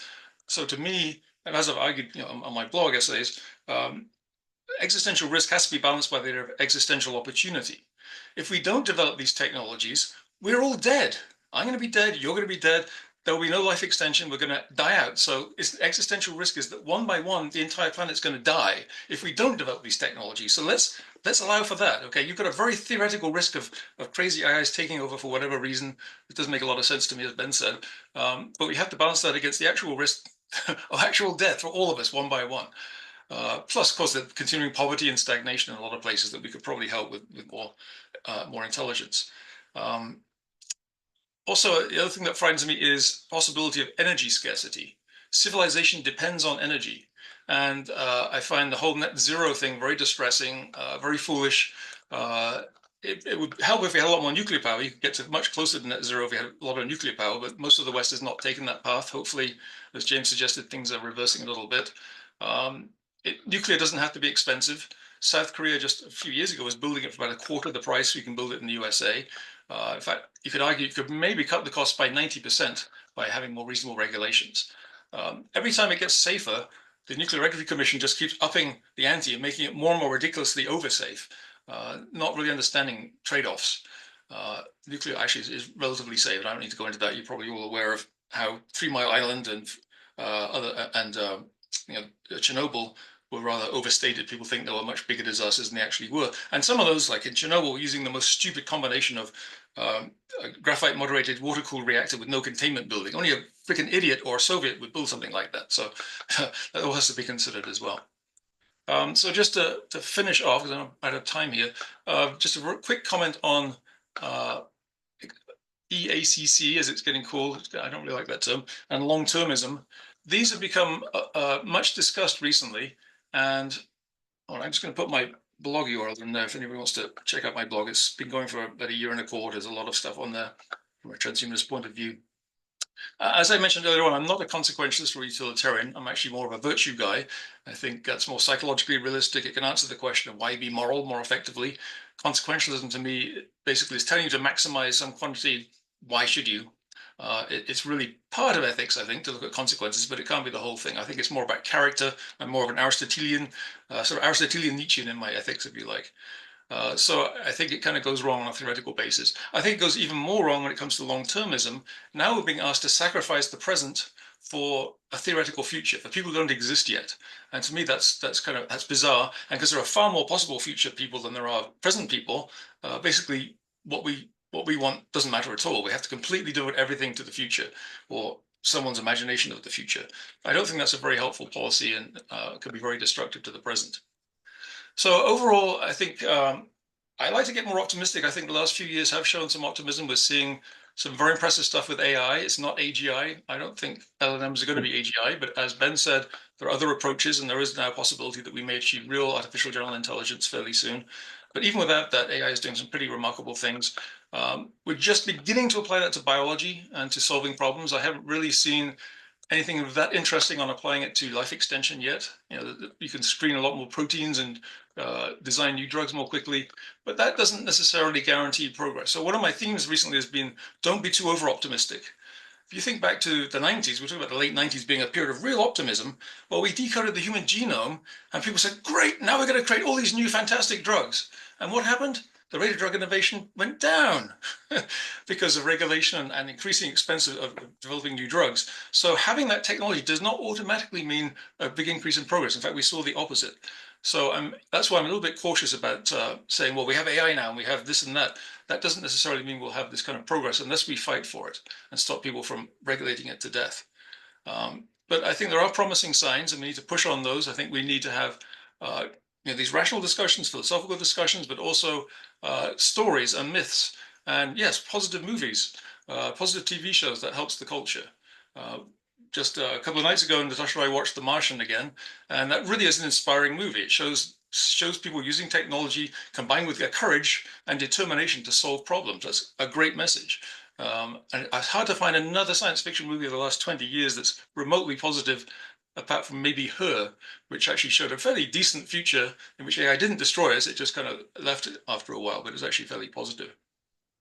So I hope you'll check out my blog at maxmore.substack.com and also the related one at Biostasis blog, my work blog, which focuses more on life extension and cryonics in particular. I think there's a lot more to do in this movement. We need to communicate together, develop, I think, more practical approaches like physician papers would be a good thing. We talk about politics. We don't have to get into political parties, but we can address particular issues like AI regulation. I think publish policy papers, which actually Adam Tierra is doing with this permissionless innovation. So to get to grips with actual issues today, not political issues, but specific topics that can actually get grip on various different political perspectives, not all of them perhaps. So we have to get really practical. People are doing that, of course, by creating companies and building businesses and creating these technologies, but we also have to change the culture. So I think there's still a very strong role for transhumanism to change the culture, and that's what we need to focus on. Thank you.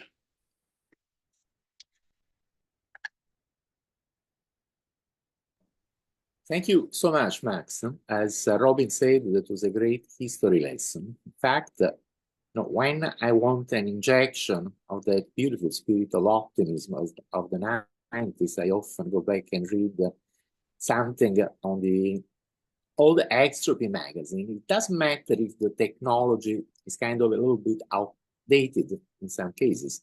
The spirit is there. Yeah, as you said, we have full scans of all the 17 issues of the X2P magazine online in GitHub, and we're always looking for better quality issues. So if you have some, just send them to me.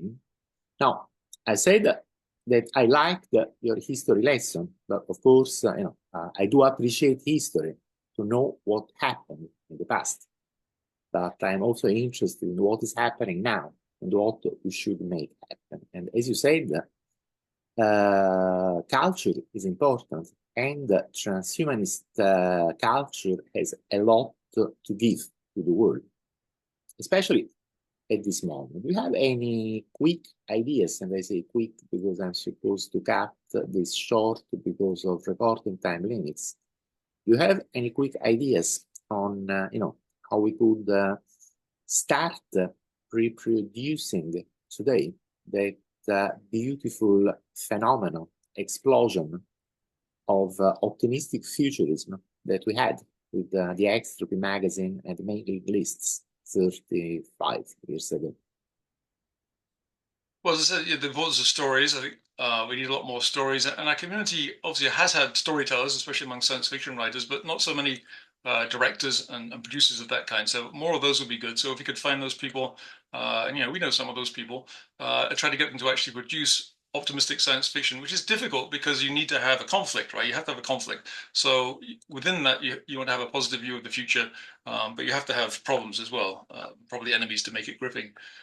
So that's obviously one important thing. Sometimes I think that I need to go back and study Gramsci, who I don't like his Marxism. He was very much focused on how do we control, how do we shape the culture, how do we influence the culture, and actually was very successful because certain viewpoints now dominate the universities and academia, and even push businesses to have DEI initiatives and so on. So that movement was actually very successful. It'd be worth studying it, I think, to see how they had that much influence. How did that work out, and how can we maybe not necessarily copy it exactly, because some of the way they did it was not not cool, to put it that way, but it was certainly very effective. So how can we influence the culture? How can we be folded into existing power structures rather than, and we're not going to have a transhumanist party. I mean, I think that's just sorry, but I think it's a terrible idea to have a transhumanist party, unless it's meant as a purely educational thing, but there are other ways of doing that. There are a lot of different possible politics you can associate with transhumanism. I think having a party is not a good idea. It's not going to achieve any success because in the US system, third parties have a very hard time taking off. That was also true in England until the last few days, apparently, where it looks like one of the ancient parties may be crumbling and a new one may be arising. And we're seeing some interesting movements in Europe. But in many European countries, you have a proportional representation that gives third parties a chance of actually getting some seats. So in the English system, even though the Reform Party got, I think it was at 16% of the vote, they got 4 seats or something ridiculous. And it's pretty much the same in the US. It's very hard to even get on the ballot in all 50 states. Getting representatives is not practical. So I think a much better approach is policy organizations, like, for instance, the Cato Institute does a lot of good work on regulation. These new pro-progress groups, humanprogress.org, these kind of people producing really compelling presentations of progress. That's why World in Data is very effective, and humanprogress.org is very effective. And I'm trying to do that on my blog as well, to show how things are getting better and how they can improve further and paint a more inspiring vision of the future. Without that vision, we're just going to be focused on the fears that are always present in human experience. So we have to have these positive visions. So stories, maybe some kind of Gramsci-esque political approach, or not really political, but cultural approach, and presenting positive visions in as many ways as we can. I think those are some of the ways we can move forward, at least. Thanks. Well, I have to say that I didn't expect to hear from you a recommendation to read Antonio Gramsci, but it's not a bad recommendation. And perhaps one of next time we should also have some discussion on Marxist philosophy, which perhaps is not that as bad as many people in the US think it is. But let me not go into that. Since I'm going to cut the recording, not the meeting, I'm going to cut the recording in 1 minute. I want to thank all speakers and all the organizers and all participants for one more very interesting Terasem Colloquium. And supposed to stop the recording, and here it is. Thank you again very much.